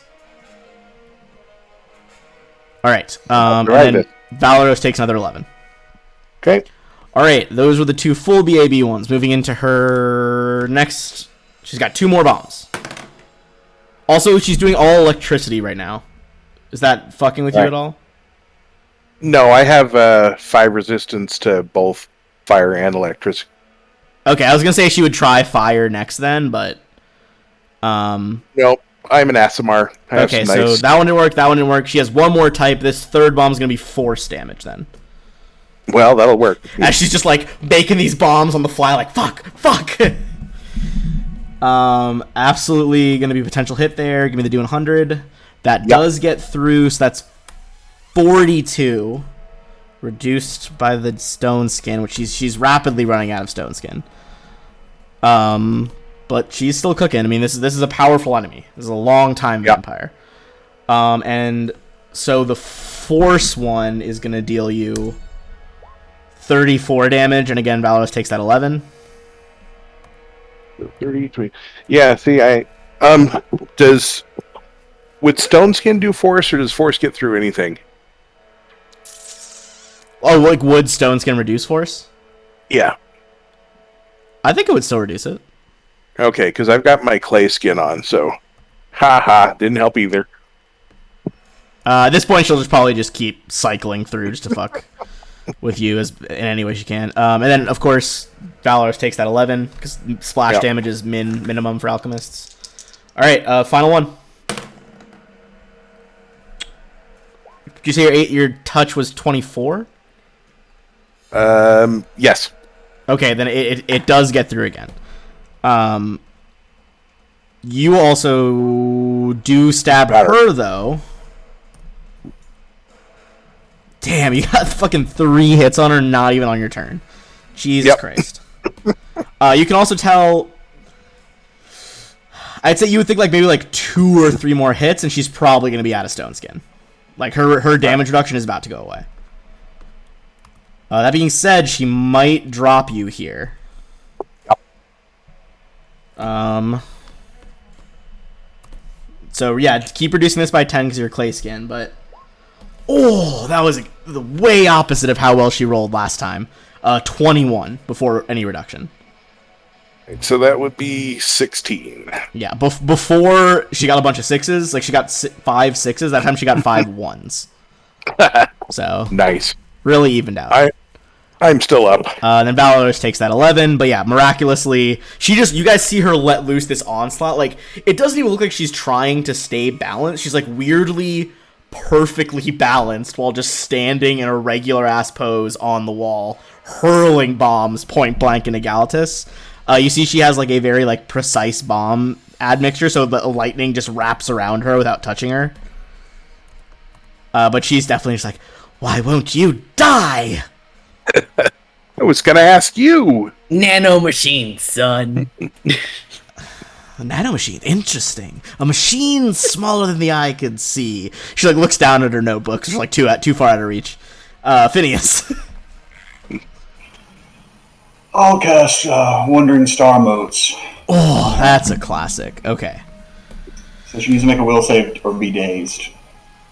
Yeah. I love me some star motes. Wandering Star Motes is a And- solid spell. Is that mind affecting? Because if she's a vampire, it might not work on her.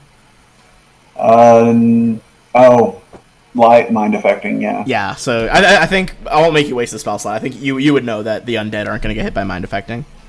Well, the light portion will hit her, and she won't get displacement anymore. That's true. Yeah, she gets lit up, so displacement is gone. So I'll do that with my action, and the Gishfit will scurry over and try to grapple her with its tongue. All right, gonna lunge out with the tongue with the Gishfit. Go ahead and make that CMB roll.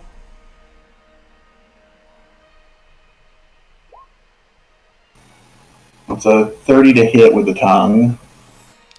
30 to hit with the tongue is not gonna hit her. Not a phrase you hear a lot, but I mean, this is a strange game all around. I swear to God. Okay. So that means it is Blaze's turn. Alright, first things first, Fist's gonna try to punch. All right, yeah, go for that. Go for that punch. Nat Ooh, one. Nat one. She like kind of does like a little jump, and the fist just impacts the wall, but cracks a bunch of like tubes and beakers and stuff. And she's just like, "My flasks, why? Well, you're the one that dodged. All of you just leave before I'm forced to do insane experiments on you." How high up are you, Galatus? I am. How high is she up?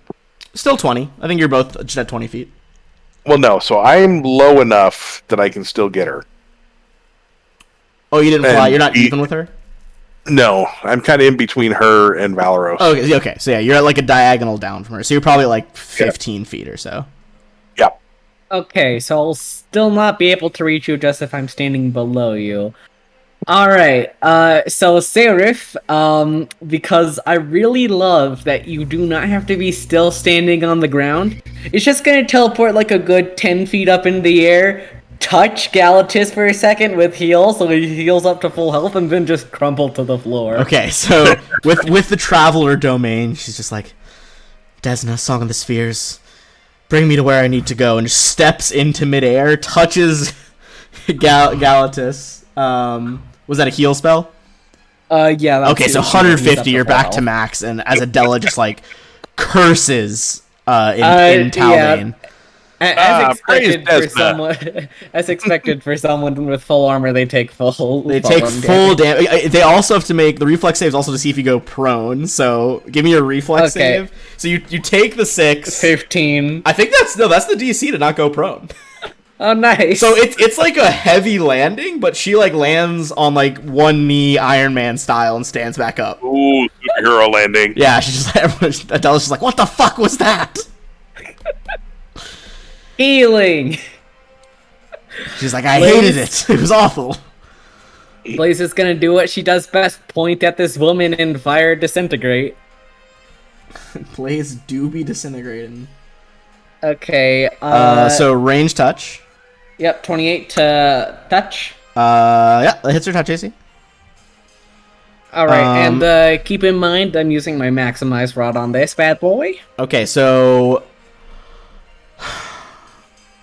it's like 40d6 times fucking 40 Yeah, times the max 6. damage. The max damage is 240. Okay, thank you. That was hard to calculate. Okay. Oh, she rolled so bad. What's the save? The save is 30, and if she failed, she would have to. Well, if she succeeded, she'd have to make it again. She fails. She rolled like trash on that save. All right, that's 240 damage straight to her face, not reduced by anything. She lets out an ear-piercing screech that just like echoes through the halls of this place. She kind of like turns to dust. The dust like falls into a bunch of different beakers and experiments she's running, and they begin to like bubble over and kind of like melt through the table. But she is done. Hooray! Ow. I'm going to take a victory swoop. Victory swoop. I mean, that was close. If she had crit on any of those bombs, I could have killed Galatus for sure. Yep. No doubt.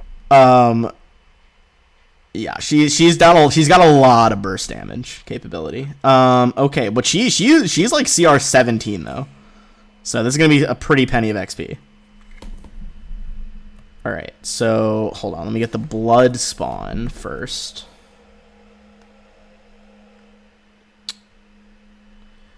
What was her name again? Lady Adela, aka the Duchess of Blood.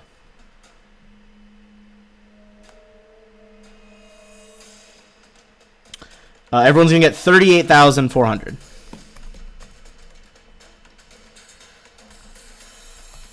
Also, I know we usually pause at about this time, but I did run out earlier for that phone call. Do you guys want like a bathroom break now? Since we just Yes, finished please. the fight. All right. Yeah, let's take 5. We'll come back then. For those watching, we're gonna run a quick ad break, and we'll be back in about 5 minutes. All right, I'm gonna mute us while.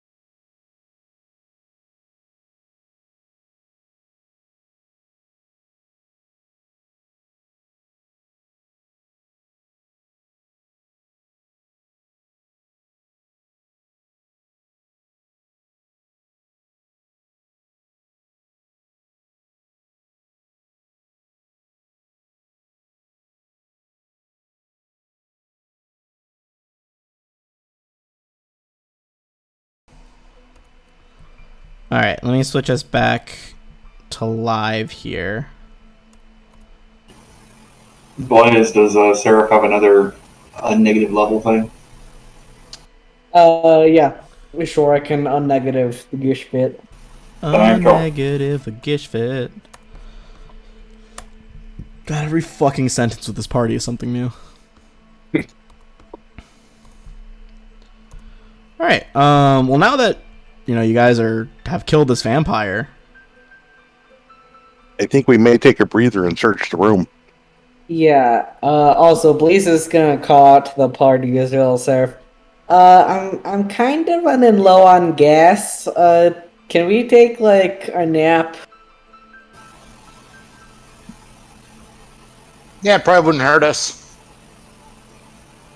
Well, we like don't want to a leave those. nap or like an 8-hour sleep, because there's no short rest in this game. Yeah, I meant like an 8-hour sleep. I mean, if you guys left to take an 8-hour sleep, this secret organization's probably not gonna stick around. Yeah, we probably need to finish here. Just to give you a heads up. We should press on. Alright, fine. Just don't have a lot of my good spells anymore. All right. Now just beat me. As you're examining the room, so first of all, a lot of various magic items around. I'm gonna paste them into the chat, as they all have pretty low DCs to recognize anyway, so I don't think you guys need to waste your time on recognizing them.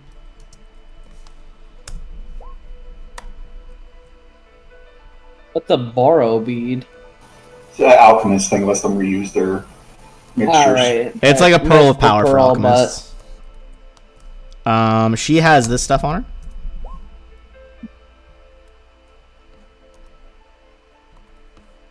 Don't know if that Gish fit might if it can wear an amulet, that might help it with natural attacks. It's already got one of those. Oh, okay. Never mind then. All right. So that's just kind of the regular treasure scattered around this area. You also see that Adela's sizable notebook, the one she glanced at during the fight, is sitting open on that marble work table. It's stained from different chemical fluids. Contains details from all of her experiments over the past year, but you see one dog-eared section looks very frequently referenced and details the laborious process of creating a duplicate of a living creature, as well as a few gruesome mistakes along the way, including way back 2 or 3 adventures ago, you guys fought that attic whisperer up in one of the rooms. That was one of her failed cloning attempts.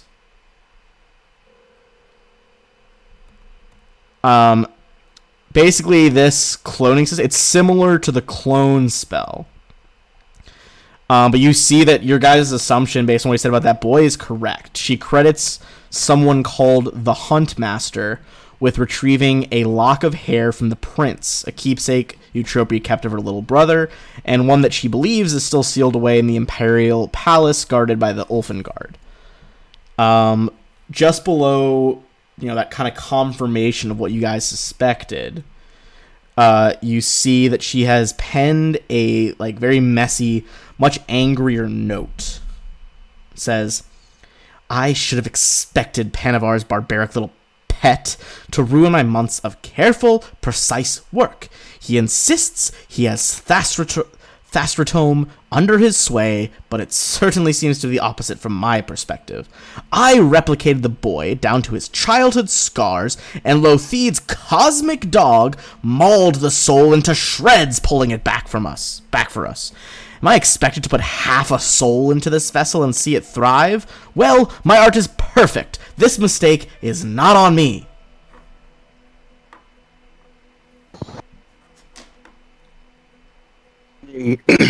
Any of those names sound familiar to us? You guys would know that they employed one of the Sakil, those fallen psychopomps, You didn't know its exact name till now, but Thassarotum is like a very celestial type name. That's the one they employed to retrieve the prince's soul from Nirvana, where he was resting. It looks like from some of the notes after that, maybe the original plan was just to like straight resurrect the prince against his will and then just, brainwash him. But the fact that like this, dog-like, outsider so badly mauled the soul on the way back necessitated adding those 6 souls to him. So he's just kind of a patchwork job. Yeah, so the concerning part about that, though, is that, like, you guys were like, oh, let's try to banish the souls from him. You're not really sure what would happen. Because without those, he's, like, a half a soul. He's, like, not a full person.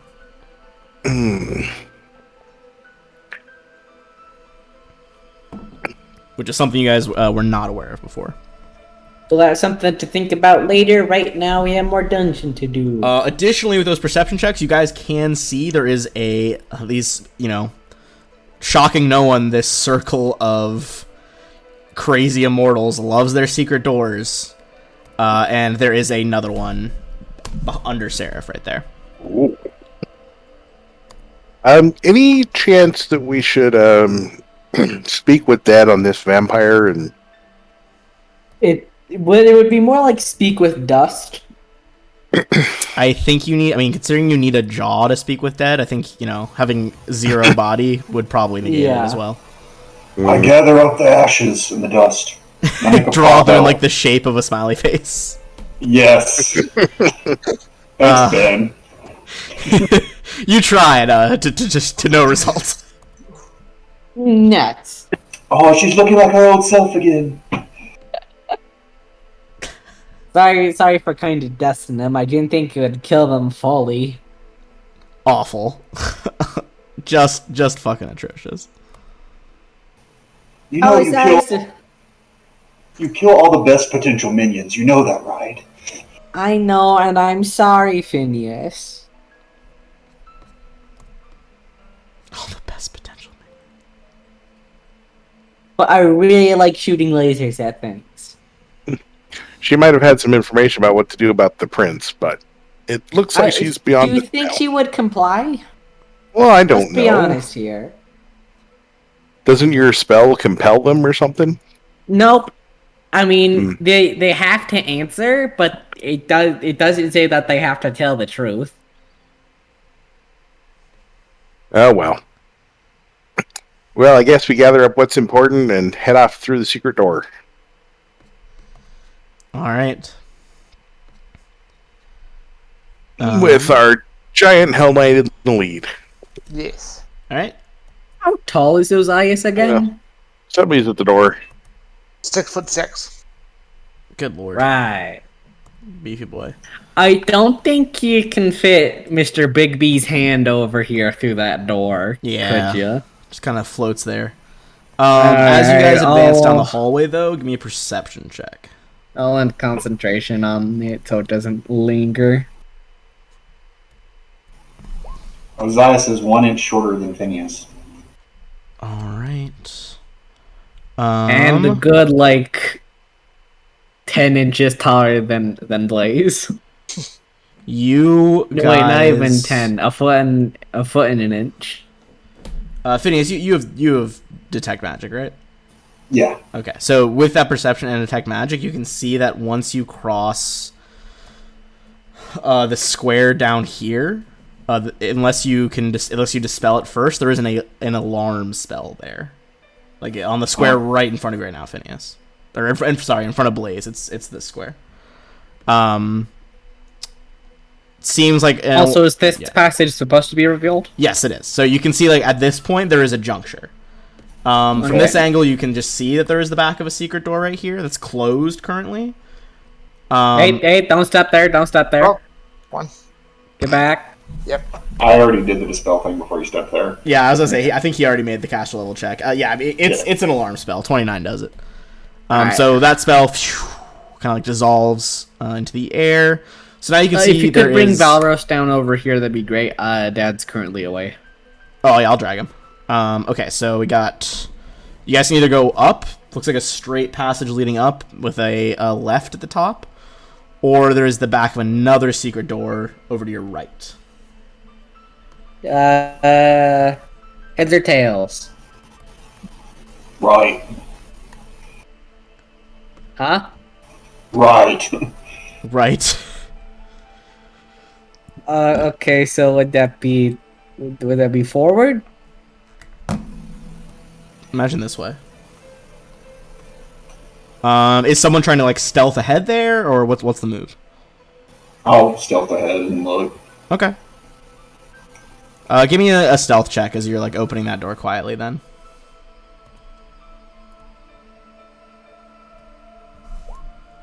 Oh, nail it.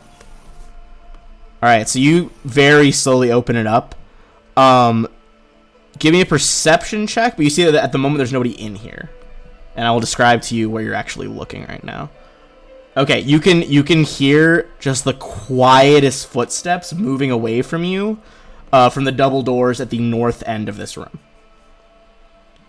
So it looks like someone was in here, but they just left. Okay.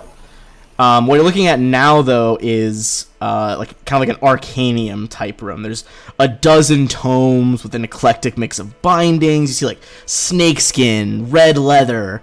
All these books are just like bobbing in midair as glass cases line the walls, filled with mounted skeletons of different humanoids, birds. There's this big like circular desk in the middle of the room. Give me a knowledge planes check if you have it. Okay, you needed a 20, so that 6 was came in clutch. On second look, all these shelves that you're looking at, Phineas, with humanoid figures, they're an incredibly fucked up thing because they're not humanoids. These are dissected outsiders. Lawful neutral, I'm guessing. It appears to be the skeletons of almost all psychopomps, ranging from like no-soy psychopomps, which are literally tiny sized, to like moth-winged Olothros, which are like large-sized creatures. The hell? Yeah, this is like just on like the the basis of this world's universe. This is very fucked up. It's like mounted in these display cases are the skeletons of things that are meant to like shepherd souls to the afterlife. Like it's like barely one step below having a bunch of dissected angels in his room. Respect. You can also see that there's like a permanent levitate spell in this area for all these books that are like suspended, so that someone could like read them, leave it on a page, and just let go, then come back to that page later.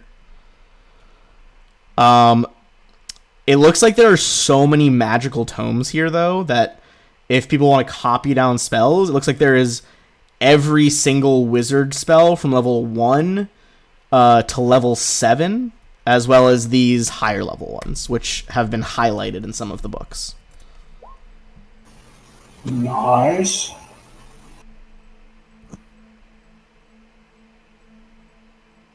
Well, and he has greater planar binding, so he's just like, yo, come over here, psychopomp.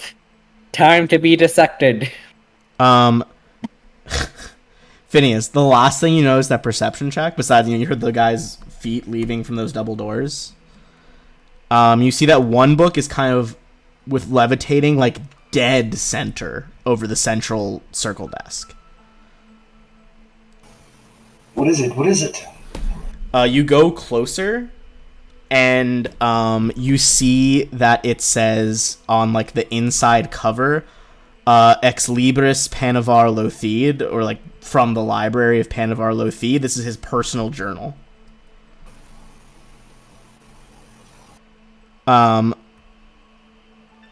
You see a lot of the current entries relate to something he is calling the Soul Crucible. One of the most more recent entries reads, It is rare that Thastratome, which is the psychopomp piece they sent to get the soul, provides me an insight without a price or a puzzle that I might surprise from his lips. But perhaps this one was too precious to serve as a toy.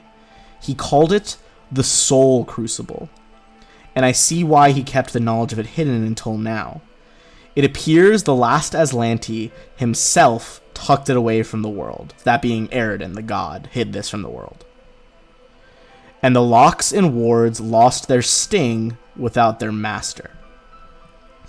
The vessel seems designed to store and refine immortal souls, constructed, I would wager, by a civilization predating even ancient Aslant. A wily user can imprison his foes and study their secrets from their living essence. But I believe it could be improved upon with what the Mewling Storm has taught me. This soul crucible could live up to its moniker, burning down souls to their most essential traits. Imagine brewing the sword arm of Arnesant, or the cunning of Razmir, splicing the greatest living talents together into a perfect whole. I can master this device. With Thastratome shielding my soul from Pharasma's gaze, I have all the time in the world. So this kind of brings up a few questions, but answers some, as to how, like, an immortal organization wouldn't have had Pharasma's Inquisitors trying to kill them off. This seemingly extremely powerful Sakheel, fallen psychopomp, knows enough about Pharasma that he is blocking her perception from them.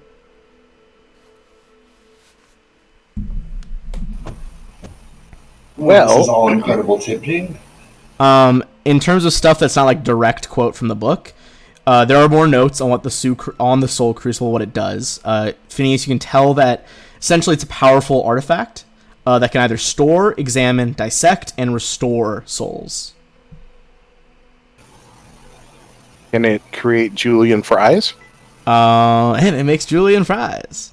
It cannot, unfortunately. Soul That is fries. beyond the ken of Eridan's powers, apparently.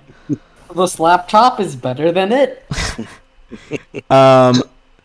You guys would, I think, Phineas, you don't have to make a check on this, just with your knowledge of the Arcana already, you would know that were you to place either a soul or a corpse in the Crucible, it will restore that subject to a complete living form, even without a body. So a soul gem put in there would fully restore someone. This is all very exciting, and I feed the book to my Gishpit and don't tell anybody about what I've read. Jesus fuck. Yeah, you absorb this, like, God, that's so, I mean, this is like, he's had a lot of personal journals over, like, the centuries this dude's been alive, but this is definitely, like, you know, at least a century or more of written knowledge of, like, objectively one of the most powerful wizards in the world. Just, like, experiments, ideas for new spells, like, knowledge, all this crazy shit. Someone just left out the north doors. If we hurry, we might catch them. All right. I hustle the Hell Knight along. Come on, Ozias, let's go. Deal. Onwards, Ozias. All right. Oh, hang on. We've spent a lot of time, so I've got to check my spells real quick. Yeah, see if you have any, what buffs you got going. 'Cause some of them might have dispersed by now. Oh, speaking of... Okay. I'm just rolling for my mirror images.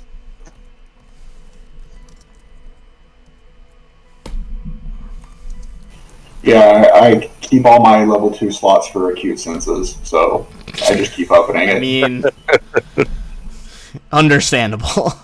Okay, I have a question. So with Empower spell, right? The Meta Magic feat, it says all variable numeric effects are like increased by half, right? Would that affect mirror image? I believe Mirror Image has a hard cap that can't be exceeded with any skills. Let me check. For just this reason. Mirror image. It just says 1d4 plus 1 image per 3 caster levels, maximum 8 total.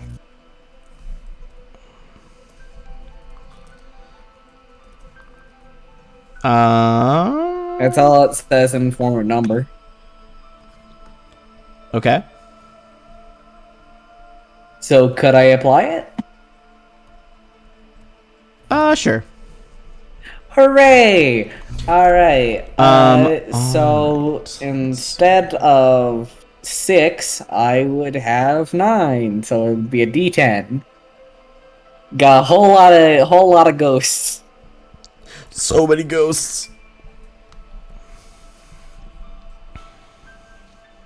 All right. Well, crap. I'm out of some of my defensive spells, so I could maybe apply some. What are the ones that you use? clay skin and heroism. Yeah, I can heroism you. All right, and Valoros. Sure. All right. Well, that'll help. Yeah, I don't really use a lot of 4th levels, so.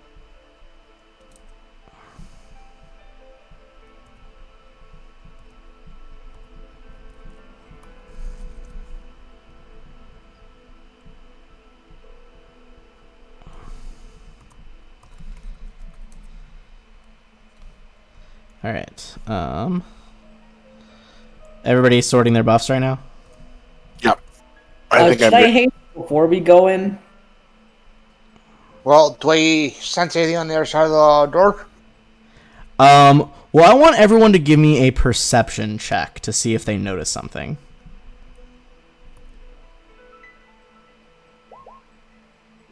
Yeah, 20, baby. Blaze and Phineas and Galatus. As you guys are walking toward the door, casting these buff spells, there was the briefest instant where it felt slow to walk, and then it was over. Give me a Knowledge Arcana check. 31. Time was just stopped. Wonderful. Though that is good news, that means Panavar doesn't have any other 9th level spells. That's Yeah, a it bold, could have been a scroll. it's a bold statement. You willing to bet on that, my guy? All right. Do we notice anything different? Not in this room. All right. Well, let's head on then. In terms of thoughts, people who can read thoughts now hear like several varying different weird voices be like, kill for the master, kill. So I'm gonna say yes on that pre-haste. Yeah. Yeah, I'll haste everyone, then Ozias, you kick in the door? Yep, give me 1 second.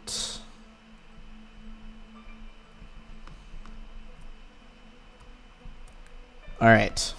I'm going to remove the blighting block. You don't see any humans in here right now. Well, actually, who still has see invisibility active? I still I haven't can seen run mine before again. yet. Those are some friends. I have True Sight on now, so Yeah. wonderful. Let's see. You guys see this lovely fellow flying in the back. Give me 1 second. It's loading in right now. But I'm going to send you guys the picture. That is not what I think This Panavar would have liked. Is Master Conjurer Duke Panavar Lothide. I like his bird. Is that as familiar? I'm gonna shoot it. Rude. That's some nice boots. Yeah. dude, So I mean, yeah, just real quick. accumulating wealth couple of over the these. last few centuries. It's pretty lucrative. Just a couple of those. All right. So first of all, that is actually what is known as a staff of conjuration. Cool. So you think maybe he has some stuff he can do with that. He stopped time to get all this other shit off. That would be a Bone Devil. Starting left to right, we got a Bone Devil. a Glabrazu, which is a powerful form of demon, and then on the right we have a Horned Devil. Cool. Would I know at all what a Bone Devil or Glabrazu do with that 32 and 33? All right, let's start with Horn. Or hold on, let me get all their stats up. I got a lot of stats going right now for these guys. Downside of Conjuring Wizards, a lot of fucking shit to keep up with. All right, let's start with Bone Devils. First of all three of these dudes have spell resistance right off the bat. Mm-hmm. Bone Devils I'd assume so. Continuously fly. Mm-hmm. They can be like quickened invisible, like at will. Fun. They have they have 4 natural attacks: bite, 2 claws, and their sting from their like bone scorpion tail, which is has a particularly virulent poison in it. Here, I'll show you the pictures as we go through them. So this is the Bone Devil. Fun. They have this crazy nice tail.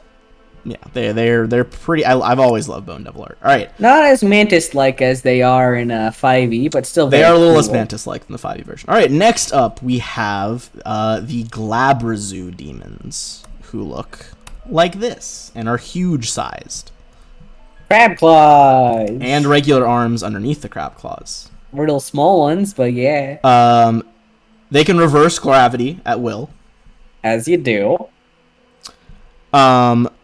You can't do this with a summoned creature, but regular ones can grant wishes. Fun. You know that they do have a few more powerful spells, like they can power word stun somebody.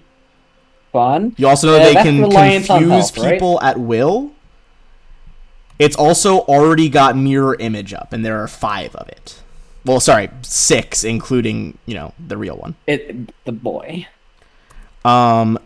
In terms of their abilities, besides having those spells, again, spell resistant, they have a pretty high AC. They also have continual true sight. They're telepathic. And they are just very, very strong. They have like over 30 strength.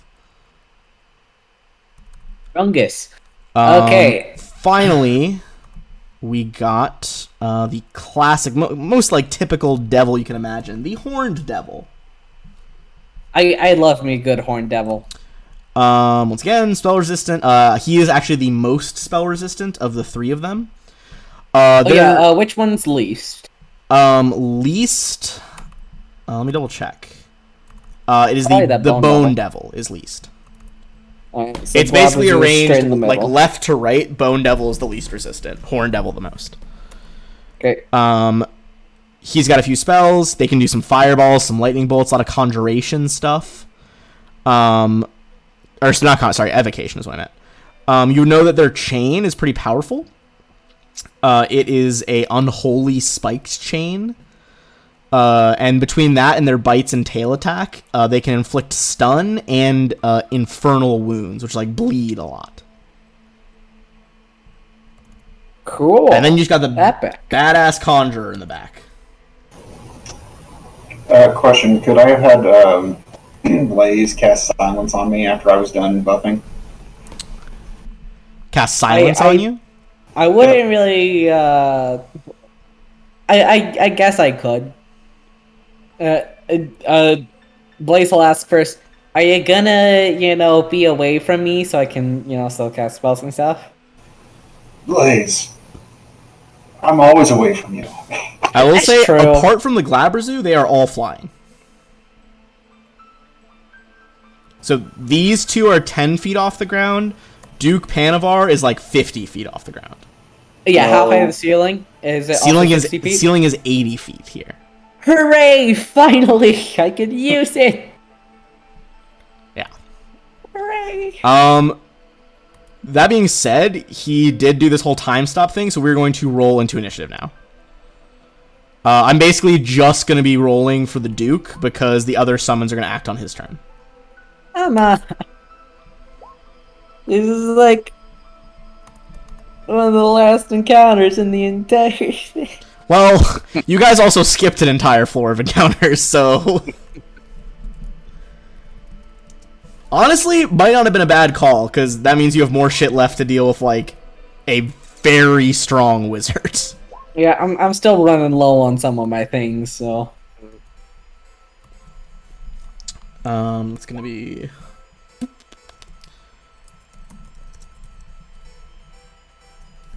All right. Everybody in? Yeah, you can remove the Gish Fit from. I was doing Battle Mind Link. Oh, okay. 1, 2, 3, 4. Okay. And I would be going before Phineas. Okay. Wait, Blaze is going before Phineas? Yeah, Okay. I'm pretty sure I have a higher speed than you, right, Phineas? Phineas has +2. Yeah, I got plus 13. Okay, I mean, yeah. Alright, but first, Galatus, you're up first. So you got Demon on the ground, 2 flying devils 10 feet off the ground, this guy 50 feet off the ground. Well- Because, currently silenced, I'm going to try to communicate to Galatus. If you could take out the 2 flying ones, I can take care of the big guy. Well, we'll have I'm to fine. see. I'm fine with the other way around, though.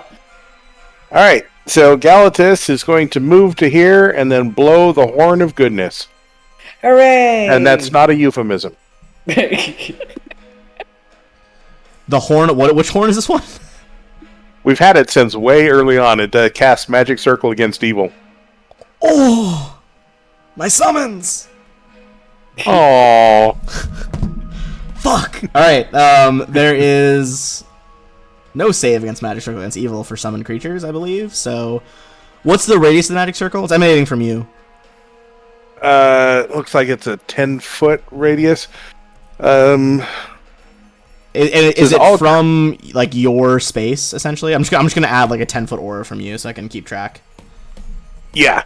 Because otherwise, Well, I'm gonna lose from my that fucking creature, mind. but yeah. Okay. I mean, if you move left one, you can get all of them when one, I'm gonna say these guys honestly just get pushed back by the horn's blast. You see, well, he is invisible right now. Can you see invisible, Galatus? Yes. Okay, then Yeah. yeah, you can see the Duke looks fucking pissed about that horn. All right, and then Valeros is going to come up, probably over here. They can't even reach in to op attack anybody because of this fucking circle. You see the Glabrezu, like, has 15-foot reach. He tries, and it basically just, like, bounces off this, like, giant green force field that's, like, emanating from the horn on your side. And he's going to challenge the Conjurer. Okay. Kind of, like, reaches out the rapier and just points up at Duke Lothied, who has that, like, massive crow staff, and just looks pissed. Outstanding opening move. That was a waste of his time stop because of that. Yeah. As long as you guys can stay in the aura. Ozias.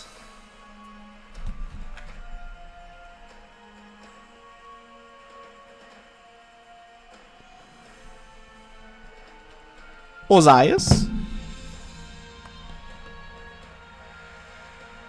Jeff.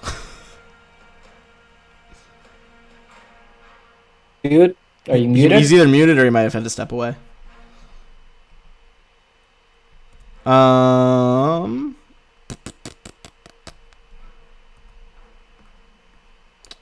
think he had to step away. All right. I will let him, once he comes back, I'll let him do his action. I'm going to start doing Duke Panavar stuff. Because I don't think Ozias, as great as he is, can kill any of these things in one turn. Alright. So, let me double check the range on this bad boy.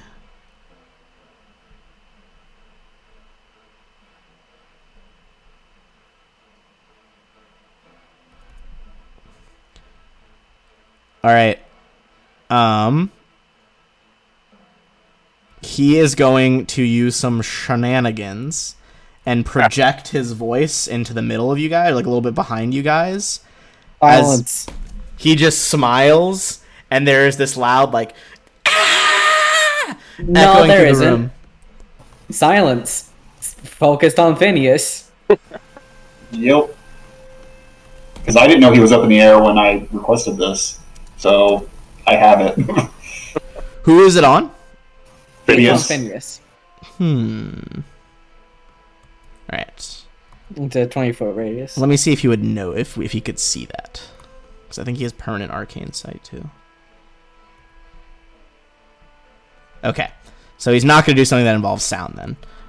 In that case, he'll go with his other 9th level spell that he's got going on right now. All right, I forgot they had.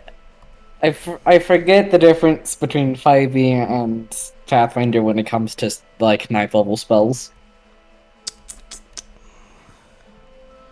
All right.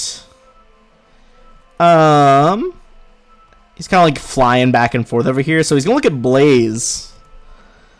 Blaze, my guy. I hate to use your own token against you. Are they gonna fist me? But a hand appears.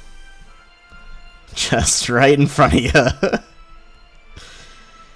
However, this hand is going to make a grapple check on you. Of course it is. What's your CMD? Actually, as an immediate action, I am going to act freedom of movement from my unfettered shirt. Ooh, is it an immediate action or is it Wait, is it an immediate action? Let me look. I thought it had to be on Pretty your sure turn, but I don't know. Yeah, let me see. Tis your magic item. Okay, as a free action. Okay, so it has to Okay, be so on yeah, it's got to be on your turn. So yeah, it can grapple me all at once. What's your CMD? I mean, I'm sure it does it, but This fucking CMD is 26. I doubt it's gonna miss. yeah, no, it does not miss. Oh wait, actually, it needs to roll spell resistance first, cause against spell resistance first, because it applies everything. Because magic hand is weak. All right, what is your spell resistance? My spell resistance. Let me double check real quick. There's a bunch of things that give me that. What's the highest one? 28. Yeah, he gets through. Okay. All right, So so I am grappled. you're currently grappled, and you were going to take. Oh, that's the wrong tab. You're gonna take 24 damage as it starts crushing you. Alright. 24. Sounds good, gamer. All right, as he does that as well, my guy is going to quicken some stuff.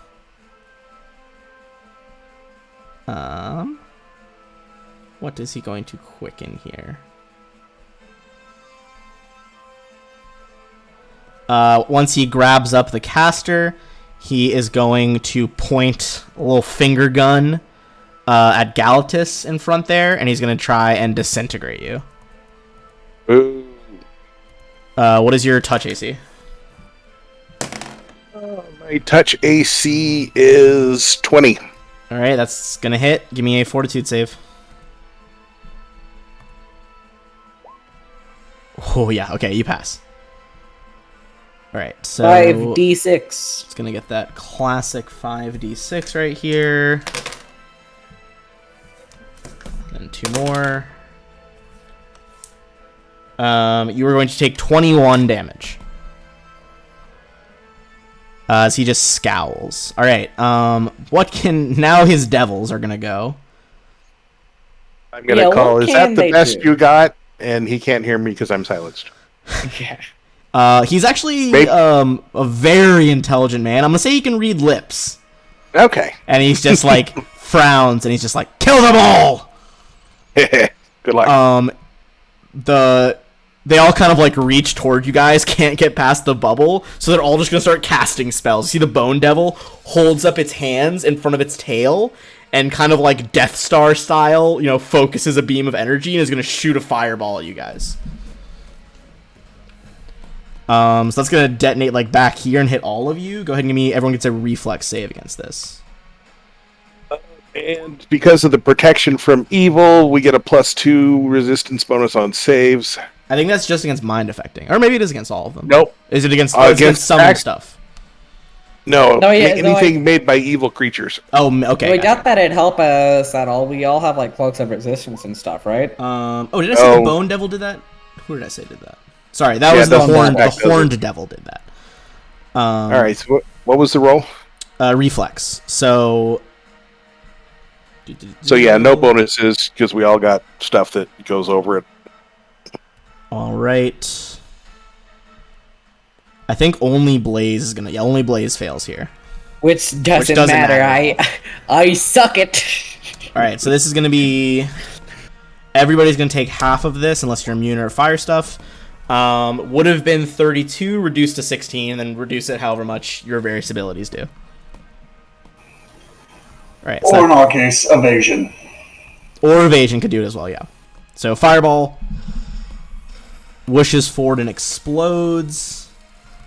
The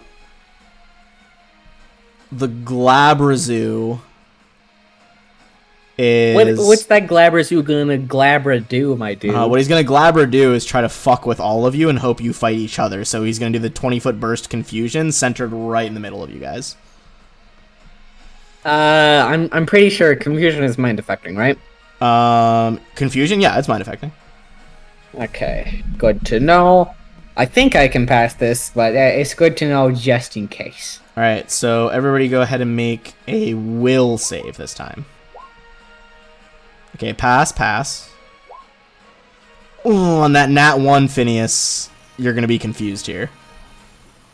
Oh no! It would be a 32. Does it have to be confused because of the nat 1? I believe on a will save it. I've always just played nat 1. Oh, wait. Hermione Potential, I'm rerolling that shit. Oh, yeah, Hermione Potential it. Do it. Okay, yeah, you do. Yeah, Hermione Potential saves your ass. Is that everybody? Is the Gishvit confused? Yeah, the Gishvit's confused. Don't worry, I can break Valeros? enchantment on it. Valeros just barely clears the Glabrazoo's DC. Alright. That would have been bad if Valeros had failed that. Alright, Gishvit is confused, so on your turn, Gish will roll the D100. That leaves us with the Bone Devil. He does not have nearly as good spells as the other two for distance.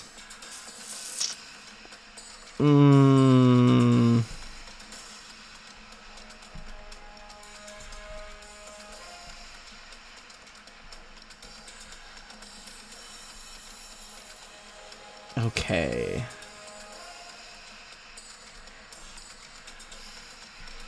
Alright, what he is gonna do is he is going to create a wall of ice at the doorway to seal Galatas and Valeros off from the party.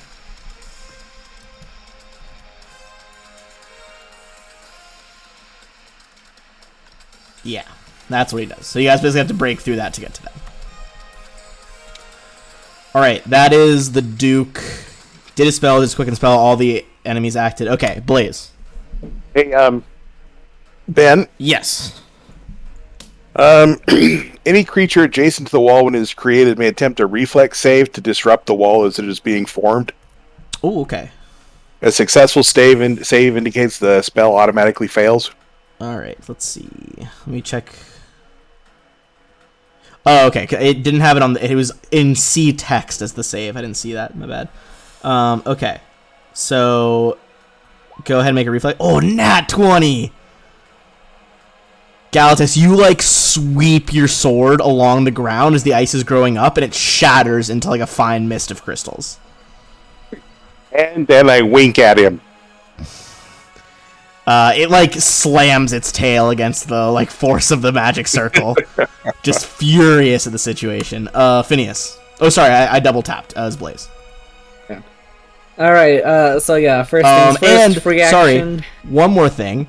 with I was doing so many things with monsters I didn't do it yet. But on the original, as the hand grasps you, there's going to be another magic surge.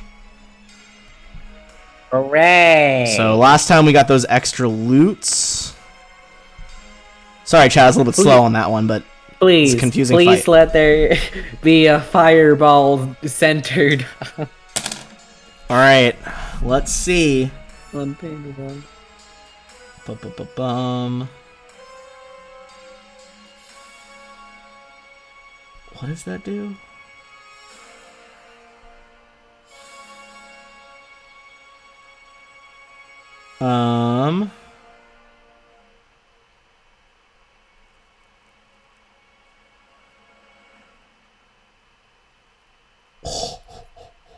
Okay. You guys see a strange magical shimmer, seemingly of abjuration energy, appear in front of him. In front of whom? In front of the Duke. That was part of like, Okay. the magical surge. You guys could make a spellcraft check to try to figure out what happened. Yes, please. 42. The next spell targeted at him is going to be affected by spell turning. Which fires the spell back at the user if like certain checks and stuff is made. Yeah, it's also a D100, so certain like 0 to 70% is the spell drains with no effect. 71 to 80, both of you are affected by the spell. 81 to 97, both turning effects are rendered non-functional for 1d4 minutes. Or 98 to 100. No, that's if two people have it on. Oh, so 2 people have it on. Okay.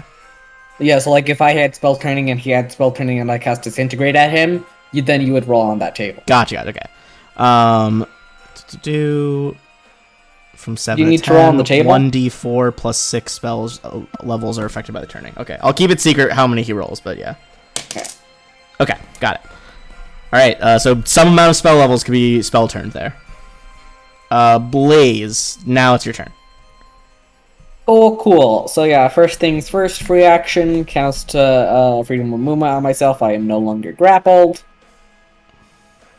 I am going to try to shoot Panavar, a nice little psychic DM telepathy him. Hey, do you want to have a wizard duel? Give me a diplomacy check. Gladly. Nat 1. I feel like he's just it was already gonna be hard, but I think on that one he's just like me, a master conjurer of hundreds of years, fight you? Ha! The absurdity. I was saying duel as in like, we can't do this one-on-one, you don't have your demons, I don't have my mom, but in that case, I'm just gonna like pot shot you from a distance. You whelp brought your mother to a fight. Look, she wanted to come, alright? I'm just saying, you're really just giving me more for my barbs. That's fine. I love my mom. Alright, let's see. Okay, so in that case, I'm just gonna, flit on over here, out of the silence radius, and, do as I said. I'm gonna pot shot him from a distance. Please make me a fortitude save. Alright. So... what level is, Disintegrate?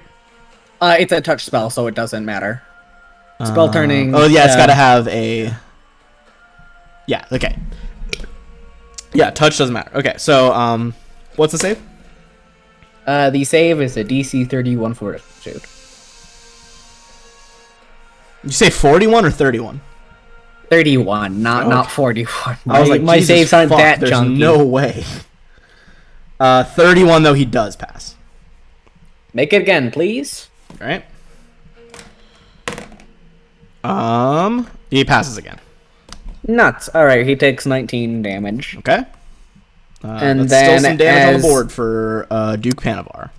And then as a quickened, she is going to snap her fingers, and on top of each and every single one of these people, including Panavar, let me see what size I can do with 4.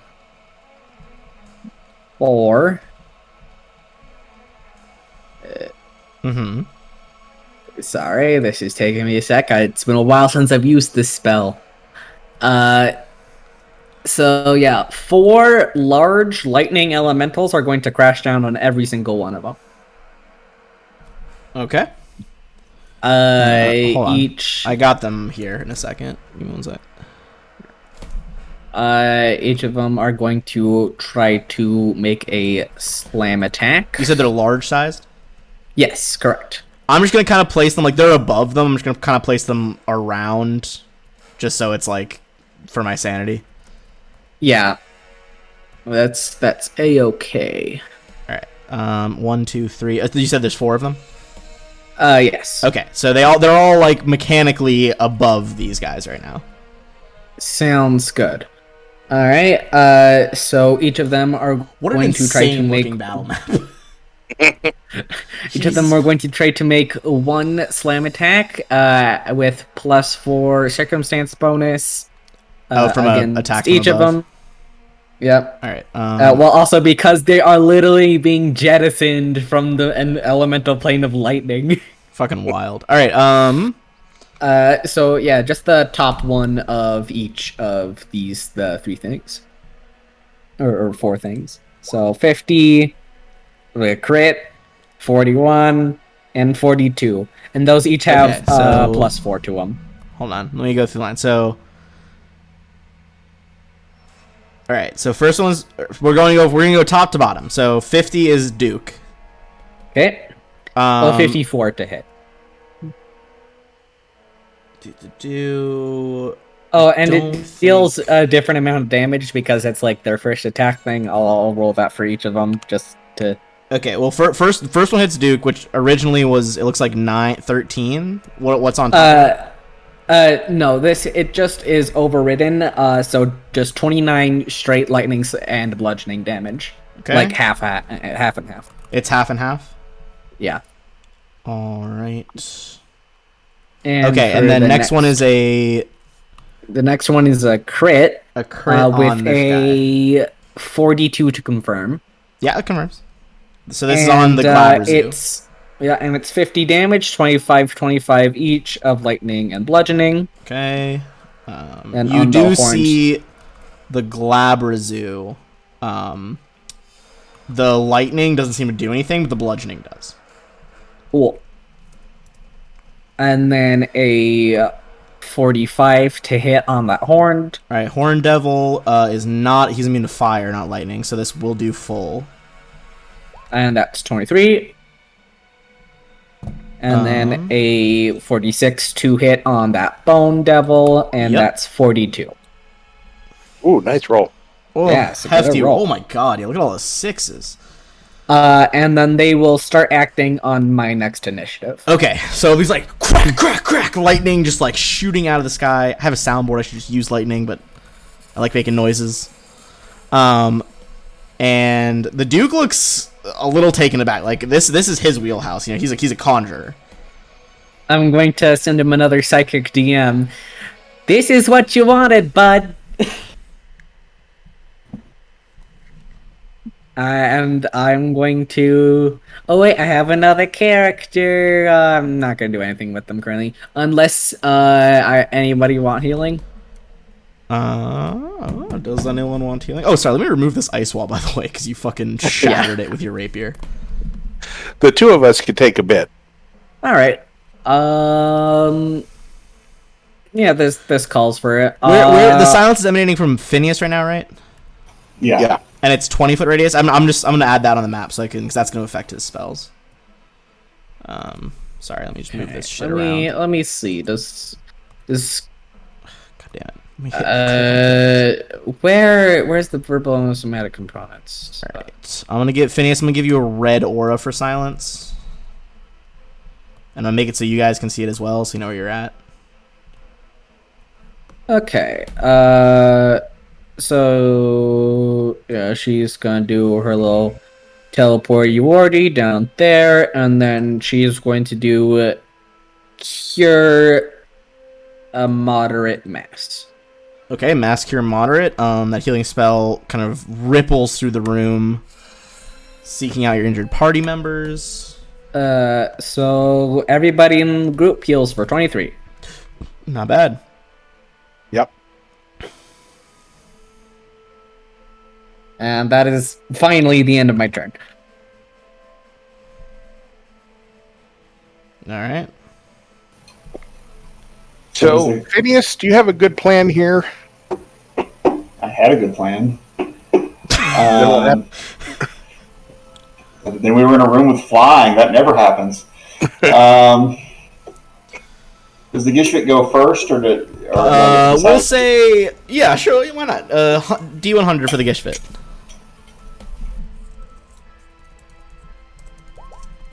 I believe that one is Gibbers Mindlessly. Okay. I'll double check, but I'm pretty sure. Yeah, it does nothing but babble incoherently. And when Pamper got hit with a slam attack, did he go to the ground, or is he still flying up there? He's got to make a check. Sorry, I didn't make a check from the slam. Yeah, he's got pretty good fly. He wobbles, but he stays in the air. Oh, cool. Although, sorry, the Bone Devil and Horned were also flying, so I gotta roll for them too.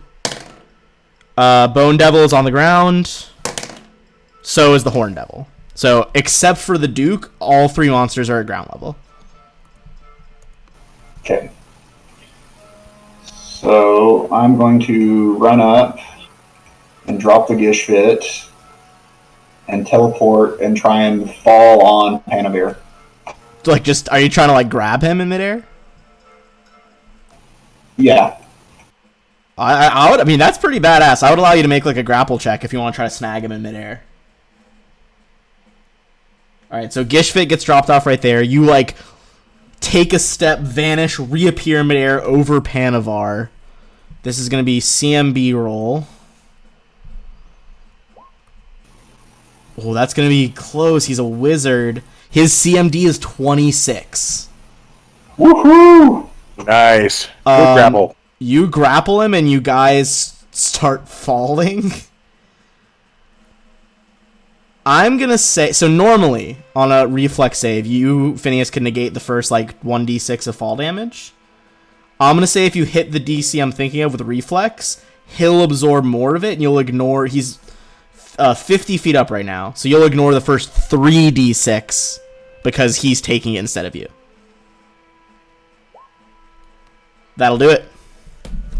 So you're going to take 2d6. Just from this massive fall. You're going to take 7 as Phineas. But he, as you like crush him into the ground, is going to take 15. Ooh, boy. That was a play and a half right there. Holy shit. Alright, Kalatis. Goddamn. Okay, so question. If I move with this aura, what happens to the... I wonder. I don't know if they're like pushed. Let me read Circle of Evil. Circle of Protection from Evil. Like, are they just pushed back? Because they can't be in it, right? Yeah, I'm not sure exactly how that works. So, evil summoned creatures cannot enter the area. Creatures in the area or who later enter the area receive only one attempt to suppress effects that are controlling them. Oh, that's if you guys are in the area of protection from evil. Oh, okay. So I think if you advance on them, you're going to have to make a spell resistance check against all three of them to see if they're going to be like pushed back. Or, like, you know, they can, like, phase through the barrier. Alright. Panavar is... I believe the staff is actually ebony wood. I don't think he's wearing any metal. Nuts. Okay. It's good to know, though. Yeah, he does. I mean, he's wearing like a cloak. He doesn't have any armor on him. Alright. Oh, wow, he doesn't even have his cloak of the Archmagi? Or robe of the Archmagi? So Galatus is going to move over there.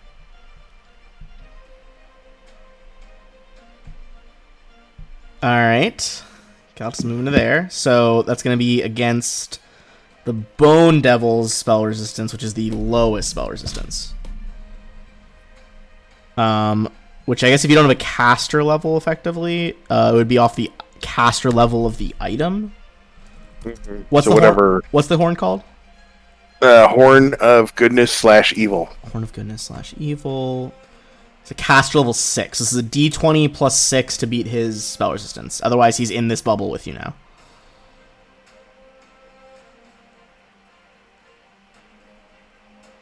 I will say it's not insanely high, so D20 plus 6 could feasibly do this. And, like, not just on a nat 20. I'm kind of hoping he gets in there with us, because then I can attack him. Fair enough. I don't think you can... I think it's because of the horn, though. I don't think you can, like, intentionally make it not happen. Right.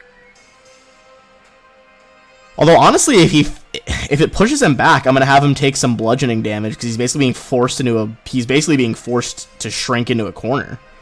Yep. So, either way, he's going to take damage. So, yeah, I would make the D20 plus 6, and we'll see if he's either, like... He'll also gain the squeezed condition, which means you guys can hit him easier.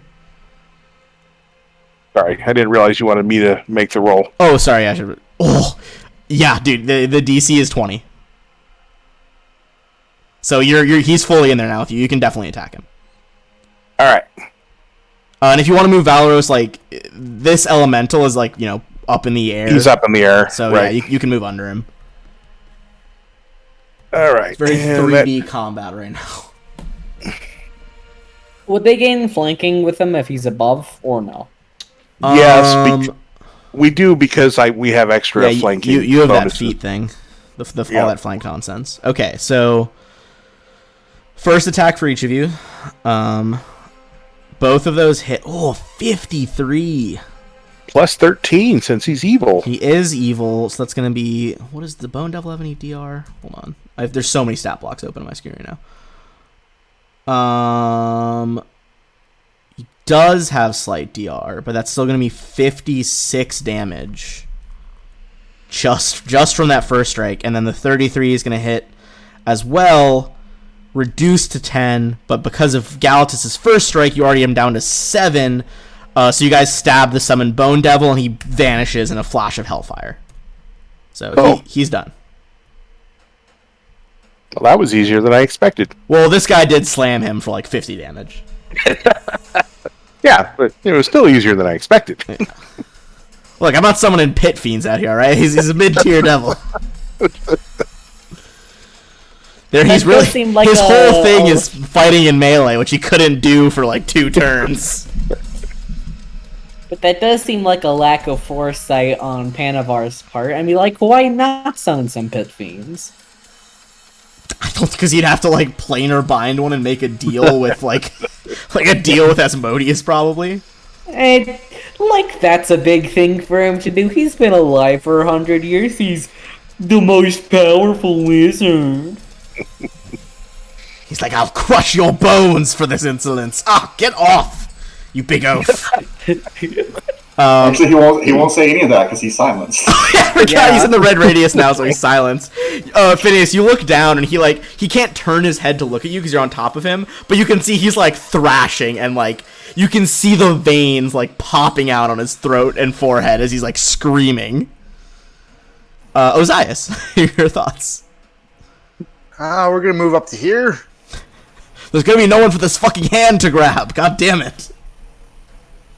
I mean, there's a whole section down over here with 2 people. Well, 1 person for them to grab that will immediately teleport out of it. Yeah, I mean, it's not the most that he's smart enough to know that. I mean, honestly, he's gonna have to make a concentration check on his turn to even keep this hand because he's fucking pinned to the ground. And he gets 2 turns, right, Ozias? What's that? You didn't get one before. Oh yeah, because you. Oh yeah, Uzziah, sorry. Take 2 turns of actions here because you were away for a turn. Oh yes, sorry about that. Yes. No, you're fine. We figured you had to step away for something. But yeah. I would say just go ham with the 2 turns. All right. Is he chaotic? Glabrazoos are demons, not devils, correct? So I think they would be. Glabrazoos are demons, so they're very chaotic. Cool. Well, we'll smite evil then, or sorry, smite chaos. And should be.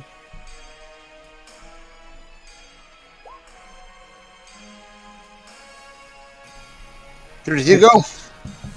Yeah, I mean 32 hits. Awesome. Hey, Jeff, Yes. you might consider being 5 feet over or away from the Gishvit because it is confused. No, Okay. left. Oh. Or Yeah, like yes. this way. Yeah. Yeah. Okay. God, there's so many fucking tokens. Okay.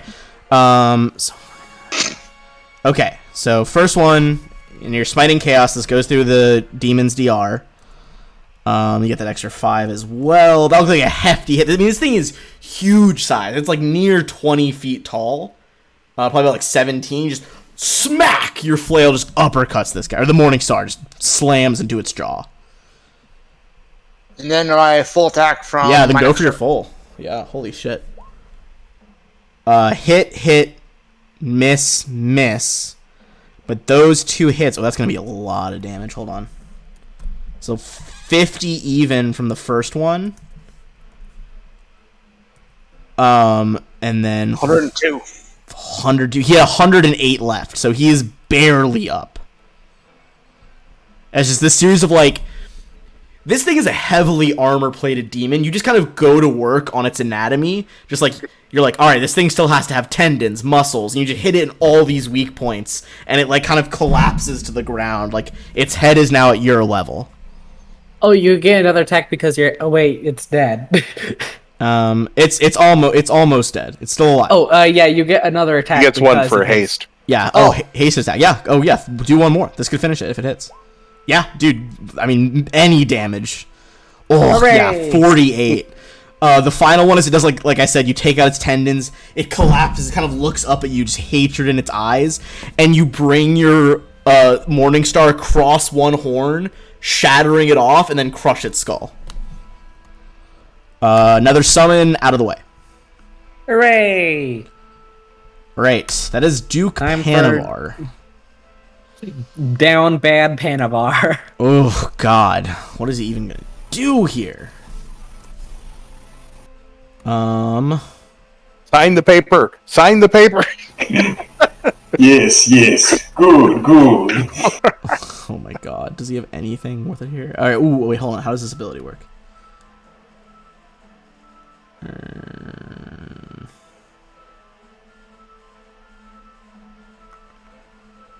Can he do this while grappled is the question.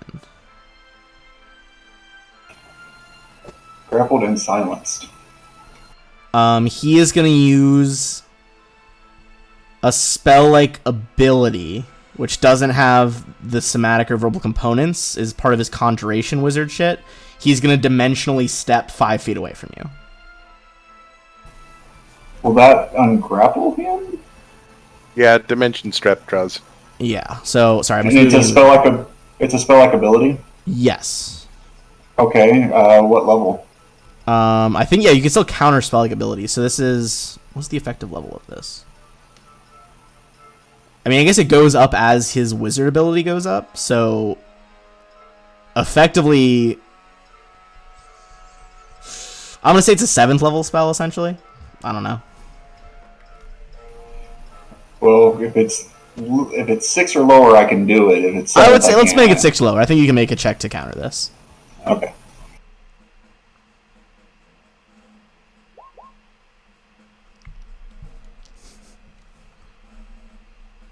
One second, I gotta look at Hermine Potential to see if I can use it on that. Okay.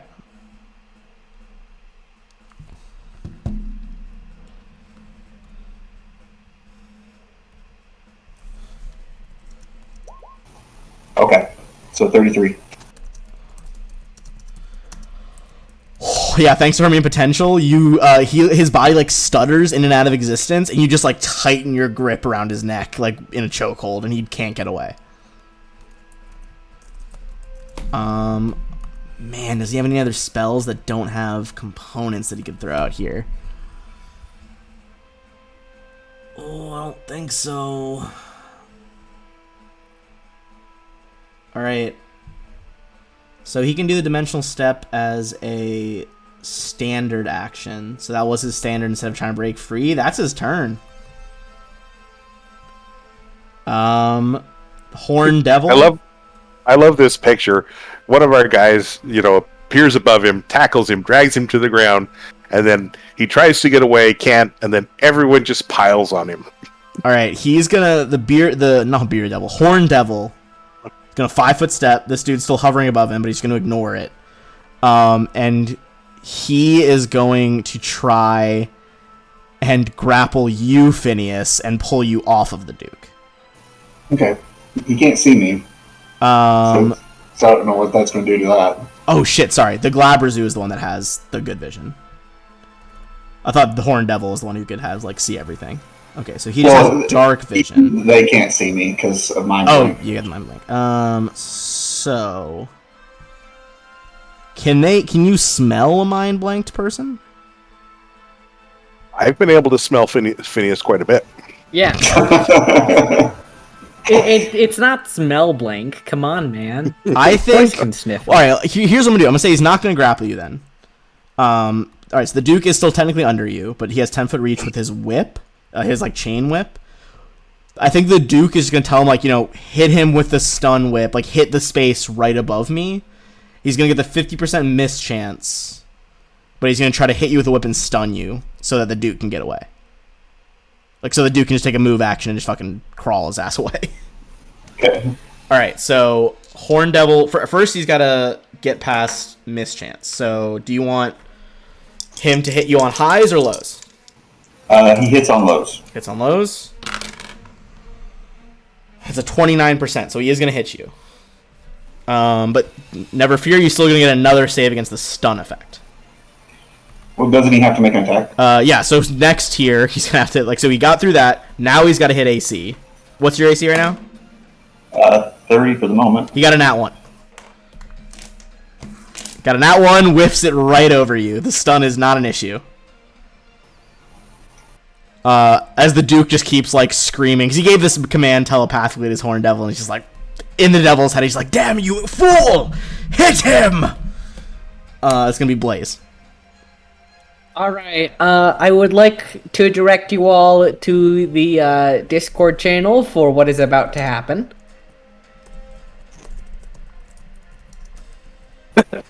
Yeah, that's about what I figured. Yeah, all of my lightning elementals are just going to convene upon this man and just slam the crap out of him. Oh, just the gif of everyone stomping that dude. Okay. All right. So everyone, all the lightning elementals converge. Yep. So kind of just space them around. It's time for a roll fest, gamers. All right. Well, unless they have Pounce, they're also making one attack. Except this dude. He could have made it. Okay, so, yeah. Because this guy was, next to him, but also 50 feet up, Mm-hmm. So, yeah, first one is the full attack. Okay, first one's a full attack, so it's going to be miss, hit, hold on. He's grappled. It's going to lower his AC. Not by enough, though, so miss, hit, miss from the first dude. Phineas, I'm just going to move you out of the way so I can reduce this man's health. Okay, so that's 7 damage. Okay. And then another 8, another 9, and then 14. Another 8, another 9, and then 14. Okay, hold on. Yep. 8 minus 9. And the lowest roll there was 34. 14. So. Yeah, oh yeah. I mean, anything over that that's a hit for sure. Oh shit! The Gishva does have spell resistance. What's the spell resistance? 1 second, I'm looking it up. Panavar got a 19. Well, it wasn't. He got a 19. It wasn't Panavar who did it. It was one of the devils. Oh shit! Sorry, it was The Glabrezu is the demon. Hold on, let me double check the demon. Wait, so wouldn't it be off now because he's dead? Confusion persists. Ah, alright. But the Glabrezu's level is lower. So 15. Okay, so it did not get through. Okay, then your guy's fine. Okay, so Phineas, you still have or not Phineas, sorry, Blaze and Seraph, you guys can still go. That was just the elementals. That's very true. Let's see, is there any more weird shit that I want to do to this man? You know what? He's been through enough pain. I think he deserves life as a bunny. Baleful Polymorph. Jesus fuck. Okay, Baleful Polymorph. Remind me which save is first?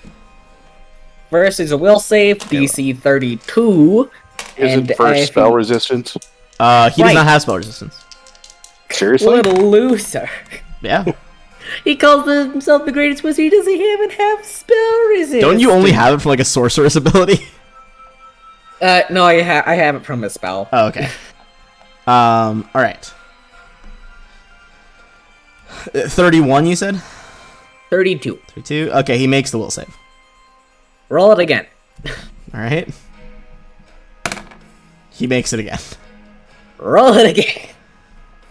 How do you do it 3 times? I have a one-a-day thing that I get from Seraph that I can make someone roll a save another time. He got a 33 on the last one. No! The man's Well, got you got like it. plus 20 to will saves.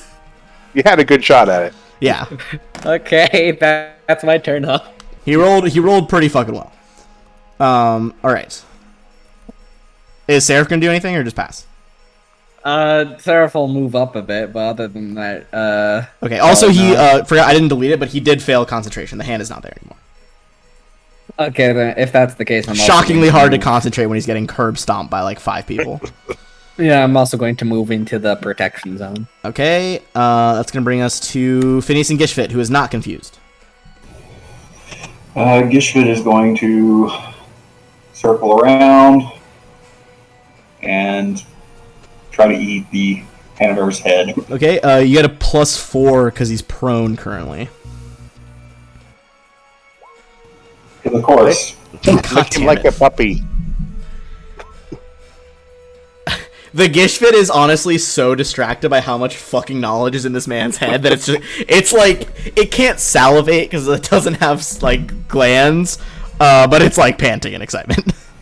Oh, since he missed, he's going to use Assault Leader, which gives me a free punch. Oh Hooray! damn!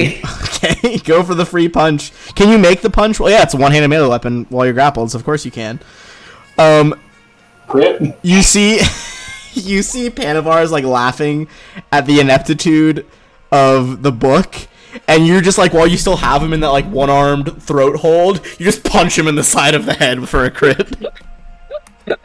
You see his eyes kind of like briefly just like go dazed. He's just like, holy fuck. And he loses 1 dex. Okay, -1 dex. What was his? Honestly, thank God some of these devils are dead. I can close some things. Okay, so he Hooray. lost one dex, you said? Yeah. Alright, I don't believe that's enough to shift his... No, that is. Okay, that does lower his AC by 1. And then I haven't done a lot of grappling in my life. I have to make a grapple check. Yeah, dude, I literally, anytime I DM, I have the grapple flow chart just, like, up on a window. So basically, yeah, what do you want to do to him now? Because you could pin him, you could also make a grapple attack to deal your punch damage to him.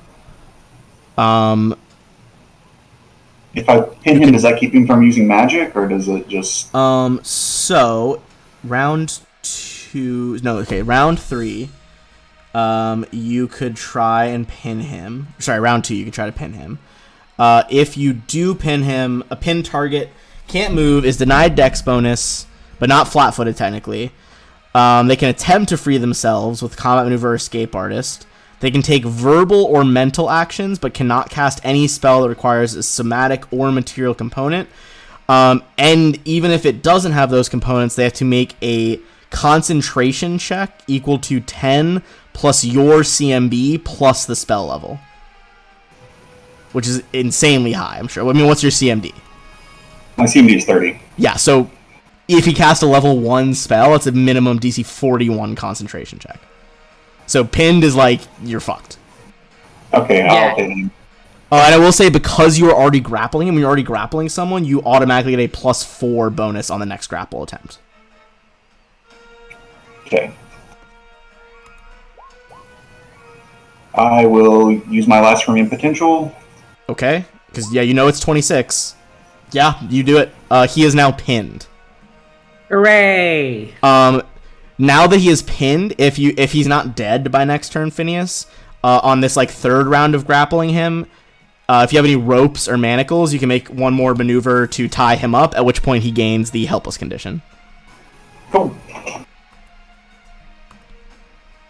I used to have a permanently enlarged tiefling brawler whose whole thing was grappling.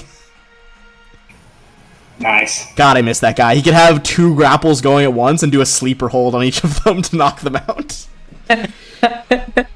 Brutal. Alright, so you guys see Phineas has him, like, flat on the ground at this point. Or, you know, those of you who can't see Phineas, you assume it's him, probably. Just 'cause he's Everyone pinned. can't see Phineas. He has mind blank. Oh, yeah, God, fucking, what a combo.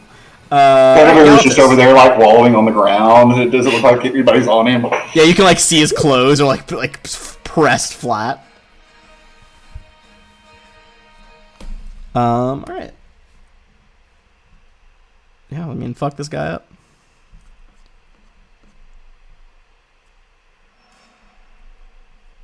God, high level play is ridiculous. I love Rocket Tag.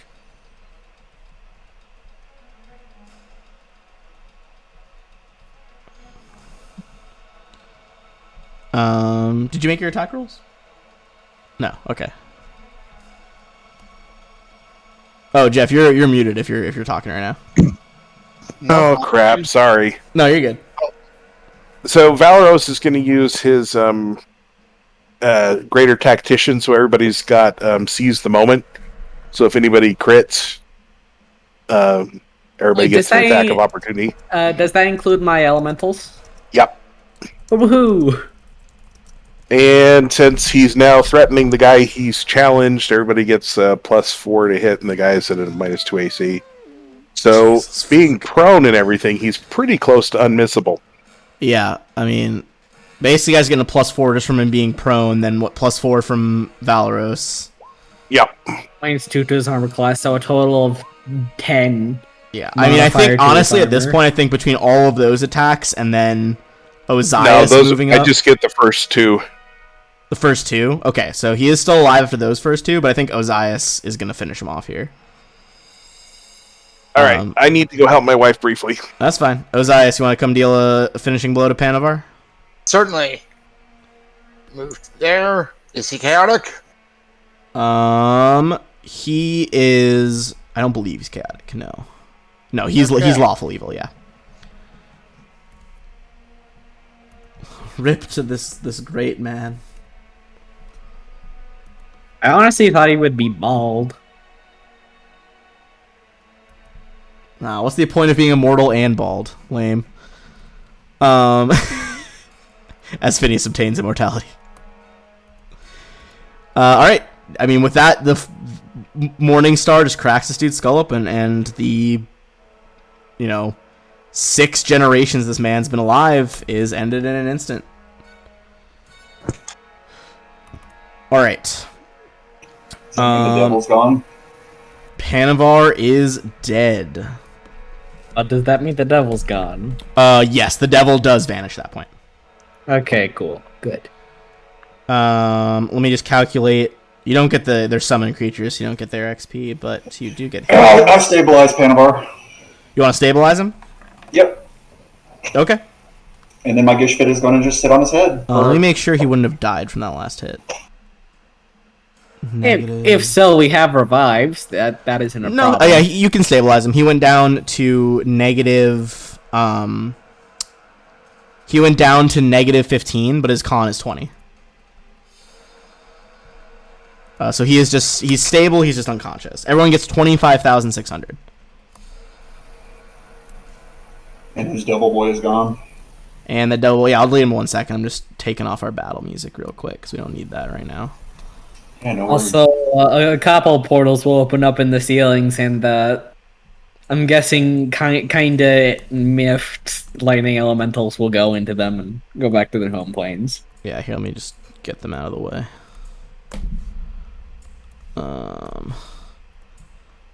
Honestly, I've run like so many Pathfinder games at this point. I feel like I have so many of like the bestiary monsters just downloaded at this point.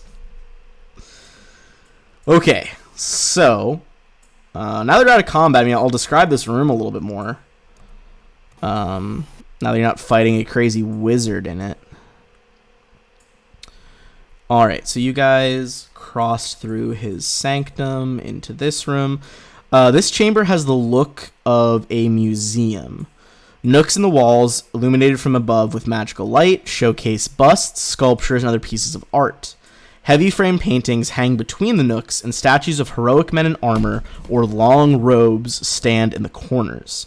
From the ceiling hangs a massive crystal chandelier swarming with permanent magical lights.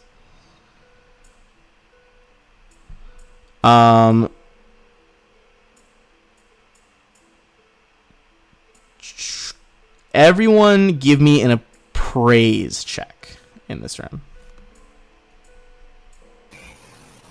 Can we cancel the silence so we can discuss? Oh yeah, I'll cancel. Oh yeah, here, I'm gonna take that aura off really quick. Phineas, give me 1 sec. Haha, get wrecked, I got a nat 20. I dive-bombed the most powerful wizard in the world. That nat 20 is gonna get it to you. So this is actually not an issue that's solved with perception. You need the appraise skill to solve this one. You realize that first of all the art in here is worth pretty good, like 17,000. But you realize one of the statues of one of the generals from the 6th Army of Exploration is a fake statue, and it's hollow. Crack it open. Inside the hollow base of the statue is a bag containing 6 small diamonds, each worth 2,500. Next are 3 ring boxes containing a jailer dungeon ring and 2 prisoner dungeon rings.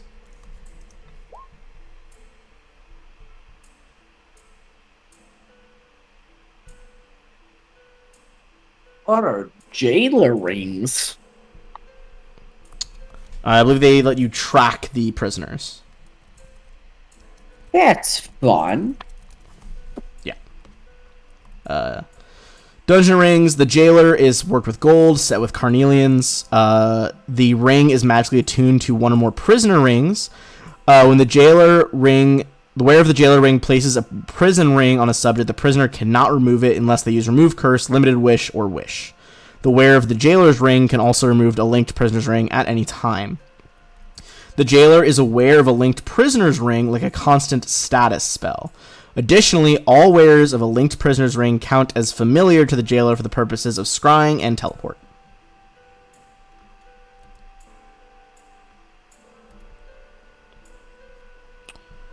Let me close some of these tabs we don't need anymore. Okay. I'm also going to give you guys all this stuff. He already used that scroll. Did we get XP? Yeah, it was 25,600. This is his gear.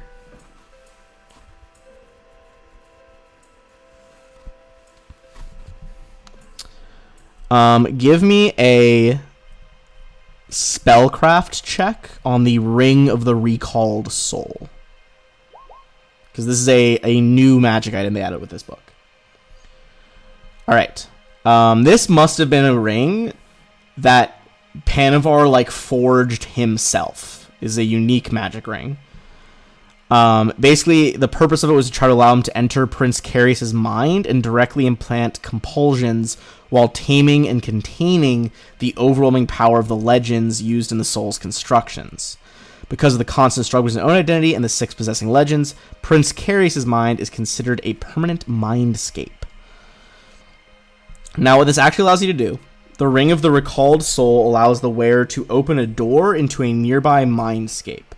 They are aware of a nearby mindscape. They are aware of as if they use the spell Mindscape Door, but the targeted creature cannot resist the effect with a will save. If the ring's wearer connects to the mindscape, he can designate up to 10 other creatures to be able to see and pass through the door. Once the ring's wearer is connected to the mindscape, he can open the door to that particular mindscape from anywhere on the same plane, so long as it still exists. Physical distance poses no barrier.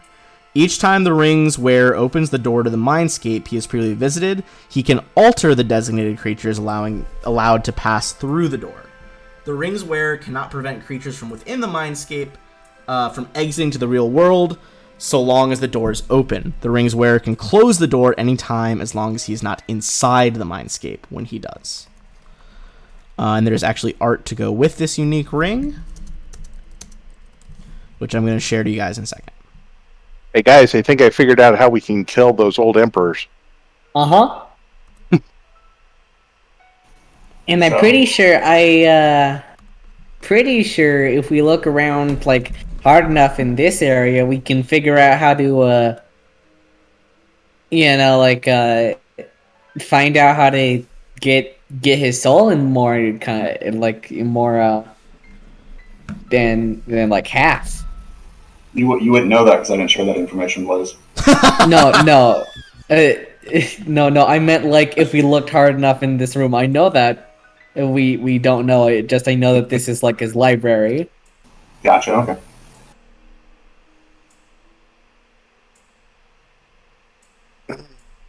All right. So have we thoroughly scoured this room?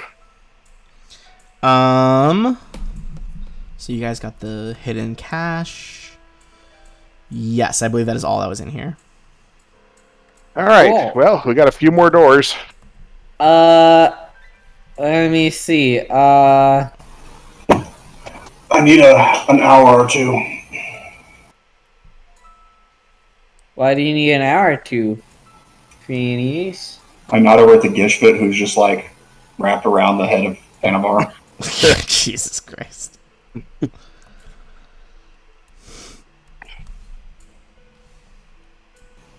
I mean, if we're going to save the boy, I mean, surely he would know.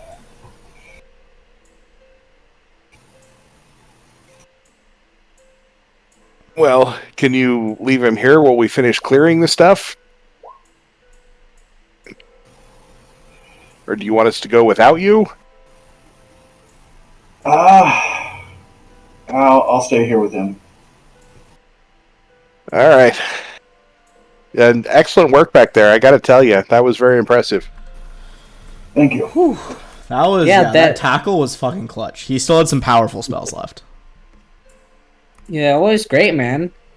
I'm glad I cast silence on you.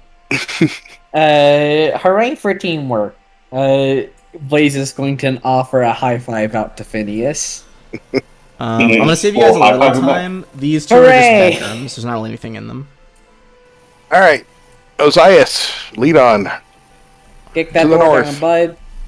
Hey, Ben, while they're doing that, Phineas is going to carry the Gishfit and the body into the library here and apparently take Gauss with me. Oh. I wanted to go over here. So I'll lay Panavar in here so the Gishfit can devour his memories while I go through this library. Well, that's not suspicious at all. Why does he have two very big lions? Alright, so I'm going to describe the room that you're going into. Is Liv in here? So you guys go up into... Just the lions. E13. Olivia was the mastermind all along. Yeah. Yeah. You see, Panavar was actually just Olivia in disguise. I would love a villains campaign with Olivia and Phineas. I think that would be great. Yeah. That would be honestly really fucking funny. Okay, so flight of steps leads down to a chamber, the floor covered in trapezoidal marble tiles. Gold bars cordon off the eastern and western alcoves flanking the stairs, shading curved alcoves beyond. The ceiling is a carved relief of a ferocious lion, large as a building, crushing armies beneath its paws. There's also a pair of extremely large beasts, obviously in either cage. I'm going to show you guys the art, because it's just lovely. Go ahead and give me a Knowledge Arcana check. Sure thing. Alright. Alright, so you would know these are Grisantian lions. Massive lion with its fur and skin shimmer, seem like they're actually made of like almost like pure gold. This is like a Taldan legend almost. The Taldan legends tell of a golden-furred leonine beast that the first Emperor Taldaris killed early on in the Empire, and they have reappeared throughout history. Scholars disagree as to whether this is the same ageless mythical beast or a rare race of lions.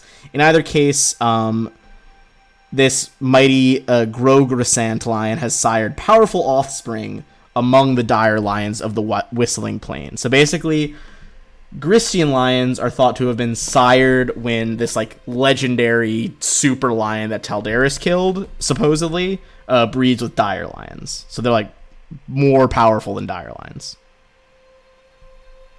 So they're like Dire Plus. Yeah. So are these alive in their cages? Oh yeah, they're fully alive.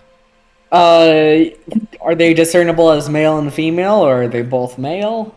A pair of angry lions to do.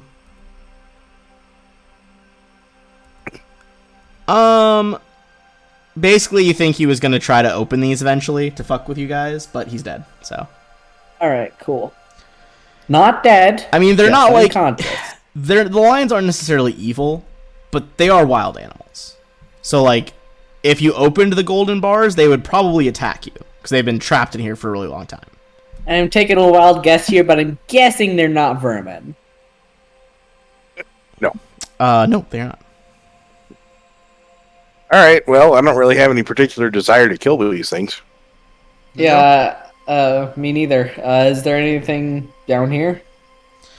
So that way is actually going to lead back up to the previous floor. That's like the other way you can go if you hadn't found the secret entrance to bypass some stuff.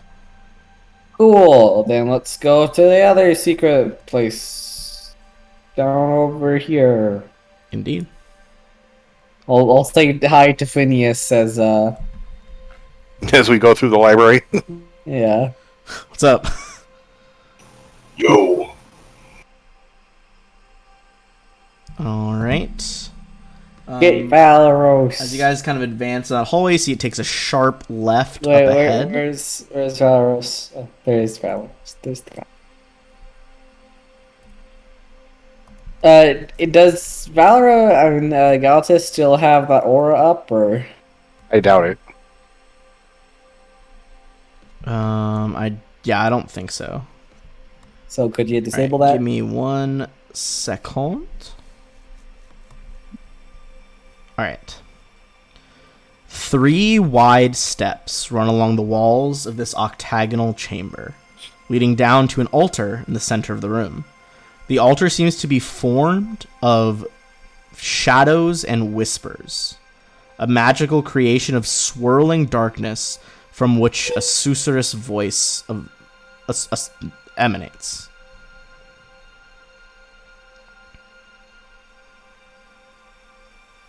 All right.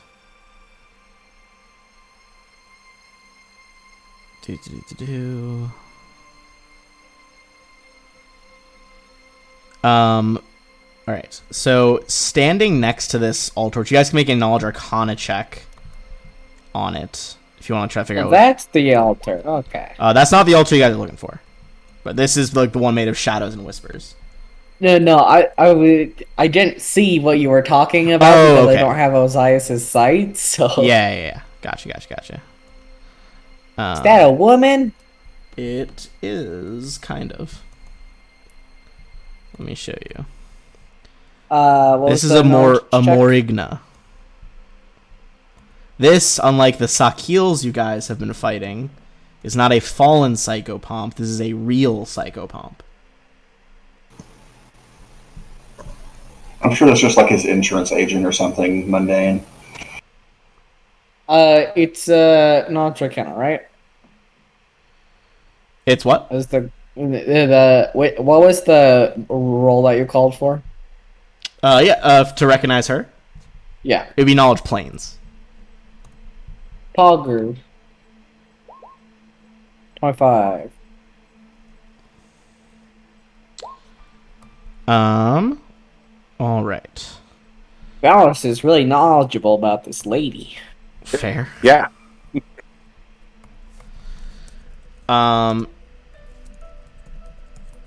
So, you guys would know that Marigna psychopomps are... They're basically Pharasma's, like, bounty hunters. Like, a lot of the time they're sent out to, find people who are disrupting the natural order, like, say, people trying to be immortal. You think that she has been bound to this chamber, which the Circle did as, like, kind of a cruel joke. Because, like, she is who would be sent after them if Pharasma knew they were doing this. Well, I think we should free her then. And then the Arcana checks you guys did, you'd recognize that the altar, this must be how that Sakhil patron of Lothedes was hiding this place from Pharasma. Like, if this altar were destroyed, it wouldn't be hidden anymore. Although you think it would probably take, like, a lot of days to figure out how to destroy it. Nothing to disintegrate can't fix. Certainly worth a shot. You can try. Yeah, sure. I'll try to disintegrate it. Let me read exactly what disintegrates. Hello, can you hear us? Oh.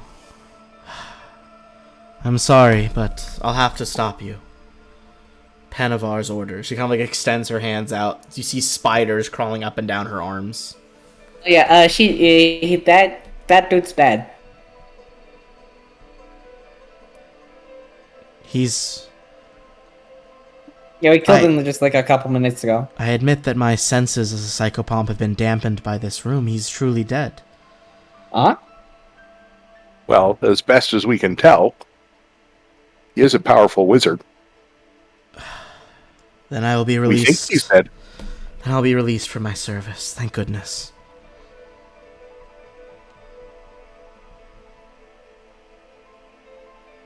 So, how did they trap you here? I was the planar binding spell. But I was only to follow his orders, so... I guess in time the binding will be freed.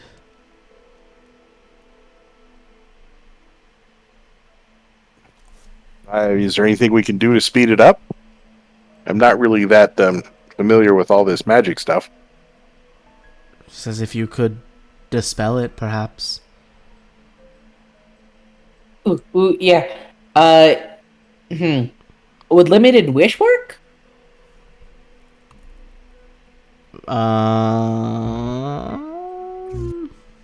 Sure.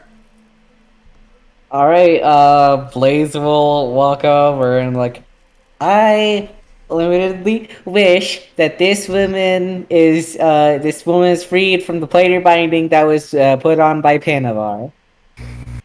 You see her, those spidery wings she has, unfurl from her back. You realize as you look closely, the wings aren't necessarily unfurling. Spiders are literally, weaving them and making them grow out from her back. Yeah, it's pretty good that Phineas isn't here. He would probably try to smack her.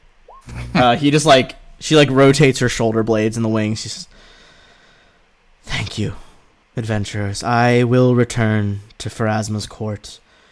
This place will remain hidden from my sight, but I would ask that if there are any more of the Immaculate Circle here, that you all destroy them. Sounds good. We're working on it. Good. They are unnatural abominations. They corrupt the flow of life. Mm-hmm. Go with Our Lady of Graves' blessings. And then she just kind of like whoom, vanishes. Well, I'm going to call that a good deed for the day. Way to go, Blaze. Yay! For Now, freeing time to her, get rid of this everybody's table. gonna get a little bit of XP. Everybody gets Hooray. 6,400 for freeing the Morigana. Or Morigna, sorry. Said it wrong. Say again. Ooh, yeah. 4,600. So yeah, for Sorry, for the I druid- absolutely dyslexia that. 6,400, not 4,600. Hey. Well, any traps on that other door? wait 1 second. I'm gonna give it a shot at destroying this table. All right. I'm not going to stand next to her in case the spell bounces off and disintegrates Blaze. Yeah, I'm also gonna stand off for a sec. Yeah, the direct saying is that when this is used against an object, the ray simply disintegrates as much as a 10-foot cube of non-living matter. Thus, the spell disintegrates only part of any very large object or structure. Mm-hmm. The ray affects even objects constructed entirely or partly of force, such as forceful hand, wall of force, or globe of invulnerability. Okay. So yeah, I'm gonna try to disintegrate the table. You blast it, but it does not seem to work. It basically, this thing is made of like, literally, it's made of shadows and whispers. I'm gonna try to put my hand through it. Can I put my hand through? Ooh. Or is this like a solid thing? Great. Foolish. but brave. It doesn't do anything to you when you do that, but you do get, it makes you feel like very cold and chilled, as if this is like a dark winter night, like no moon, all clouds. All right. I'm just throwing everything against the wall, seeing what sticks. Seraph is going to try to cast daylight at it.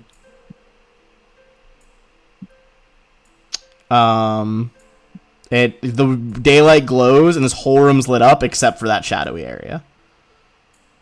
It dispels magical darkness.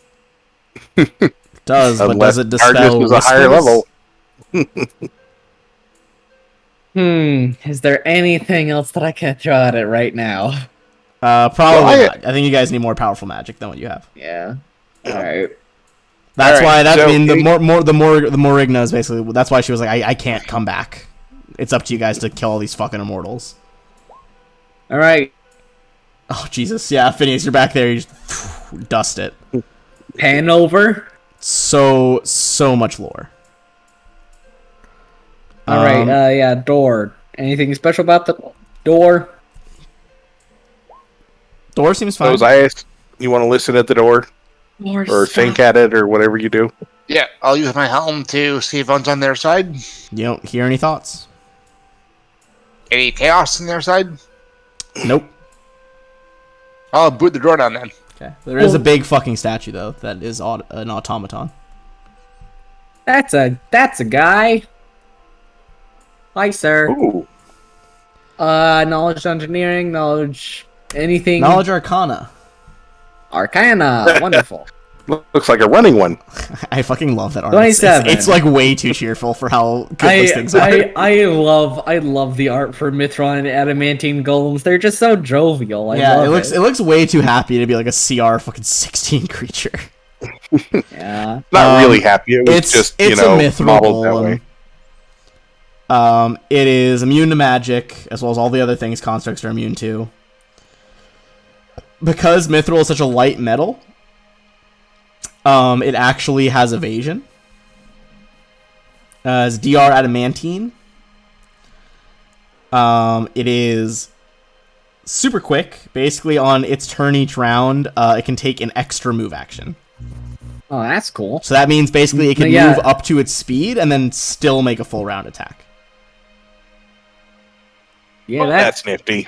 that guy's he's a speedy boy. You'd also know that they can they can literally like turn to liquid mithril as a swift action. That's fun. At which point its reach, because it can stretch its body, its reach grows by 30 feet. Ooh. All right. I'm guessing Any it chance, wouldn't. any chance we could get hasted again? Yeah. Is this guy moving like right now? Is he hostile or is he like a statue? It looks like you can see he's looking straight, like he turned his head to look at you guys. I would say you think like if anyone takes any hostile action, he's gonna go off. All right. Oh, good thing haste isn't hostile. Yeah. Haste That isn't being hostile. said, but what's behind him would interest you. A bizarre device of shining white stone is the sole focus of this room. A deep vessel, S-O-U-L? large enough for an adult human to sit within, balances atop 3 stone pillars, fitted with lenses and alien instruments. A tub below ripples with a milky, opalescent fluid, whose earthy, sweet scent fills the room. The rest of this almost temple-like chamber consists of shelves lining the walls, though they are devoid of books. Instead, only a single journal rests among the empty, stained jars and flasks. This, based on what you read in Panavar's study, appears to be the Soul Crucible. Yeah, no We one here wouldn't know read that. though. Only, kinda wanna only drink you that know milk. that it It is. smells really good. Yeah, you know it's the Soul Crucible. I would if I was there. I mean, Right. Oh yeah, no you're, one in the you're room still has all the way any back idea. there. You guys are like, whoa, what's that shiny altar? All right, you guys do the haste. I would say. I also have a few more actions I want to do that I wouldn't consider immediately hostile. Lay them on me. I would like to transform into my hybrid form and cast transformation on myself. Or the opposite order. Cast transformation, then turn into bug. Okay. You go full bug mode. I'm gonna say at that point, let's roll for initiative. I want to drink the milk.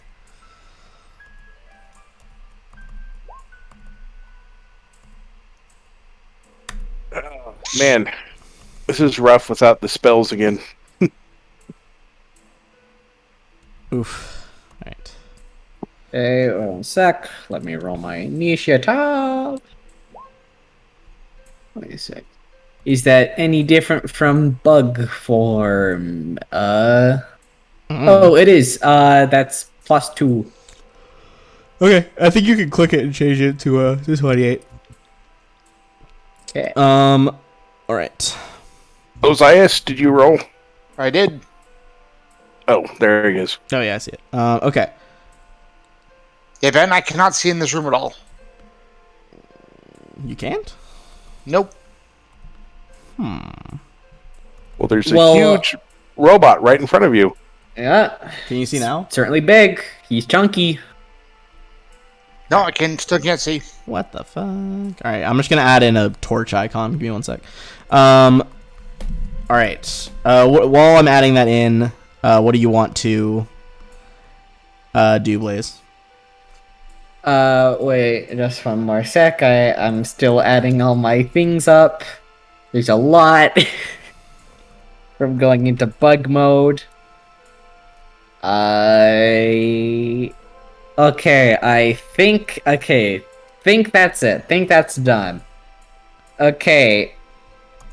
I'm gonna walk up, or more specifically, fly up, right? I'm gonna bonk him over the head with my sword. Can you see now? Osias? Cannot still. What the fuck? We haven't leveled up just yet, right? Nope. No.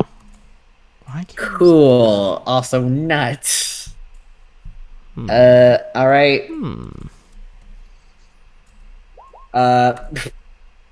Starting off strong with a crit, 40 damage. Good start. Good start. And this would get through adamantine resistance because this is a +4 longsword. Alright, how about now? Can you see now?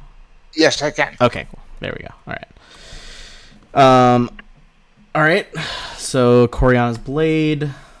That is a confirmed crit. And then I guess Stepping on over.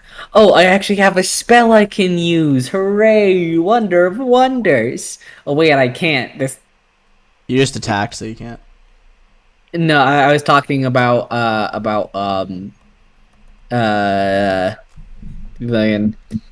your name? Seraph. Right. Okay, this allows a save, but it doesn't allow spell resistance. It's destruction.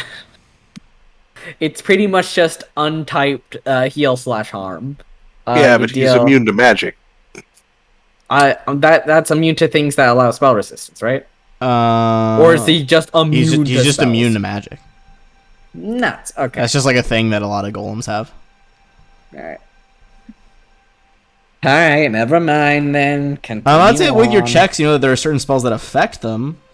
What spells affect If you slowed a Silver Sentry, a Mithril Golem, you would it would lose its quickness ability where it gets the extra move action.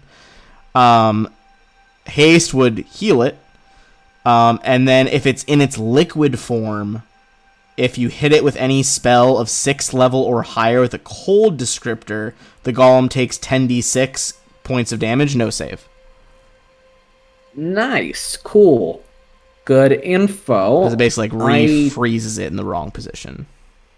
I don't have slow though, so fair enough. Yeah. In that case, Galatas and Valros. Well, we're gonna pop up here. Move on in, fellas. And fine. Since that's one of the few things he can do, Valros is going to challenge him. Okay. Consider yourself challenged, my friend. It just shows no reaction. And then he will attack. Holy crap! That's a couple. Unfortunately, only gets the first one, but still. Good God. Jesus fuck. I mean, that is a crit, though. So. Alright. And then Galatas is going to go. Okay. 38 does hit. And then Galatas is going to go again because of the crit. Because the crit by gives you an Valros. extra. Okay, gets an extra damage in there. This golem's looking pretty bad.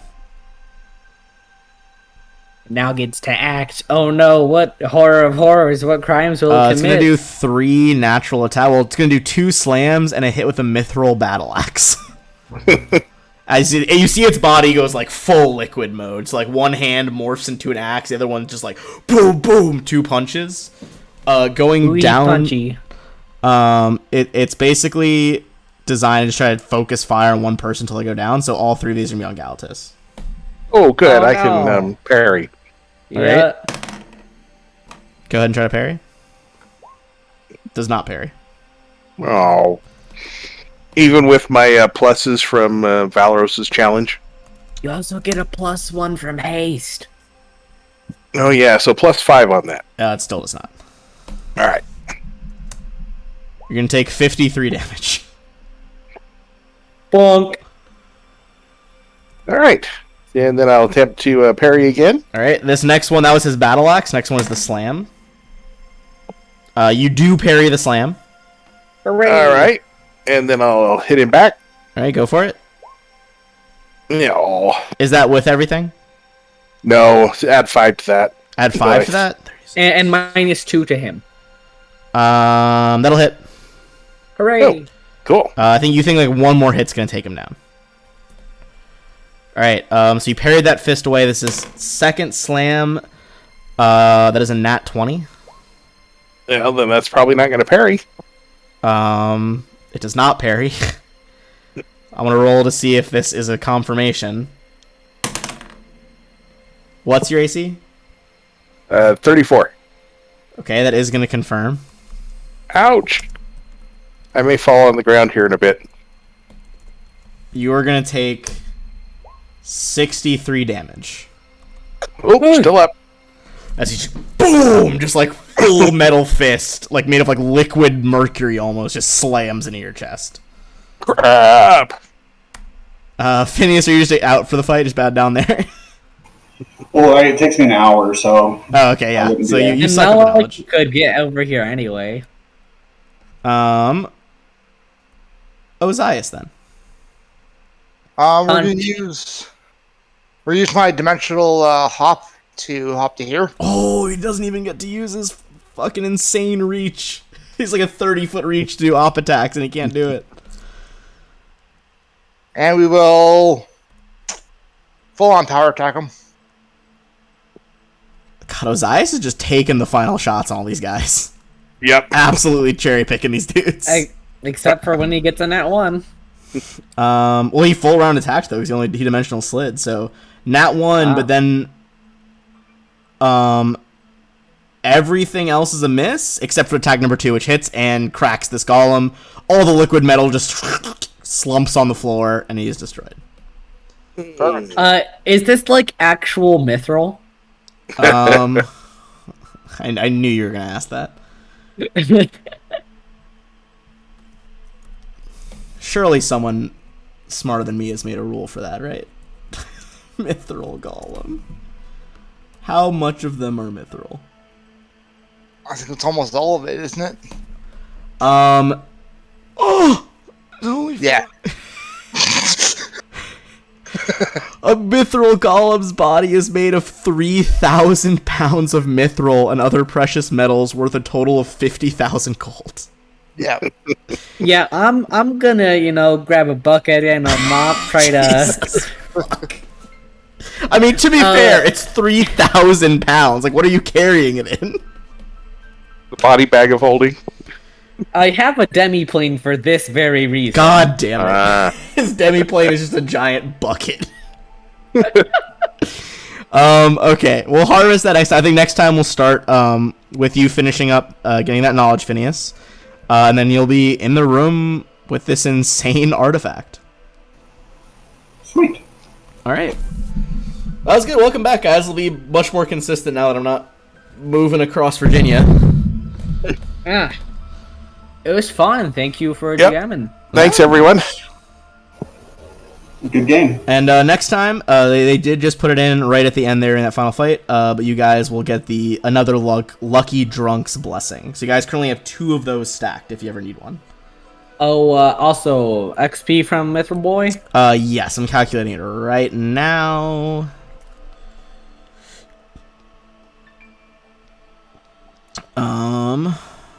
Sorry, I'm slow at math right now. It's late. Everybody gets 19,400. Hooray! We're getting closer. Hell yeah. Yeah.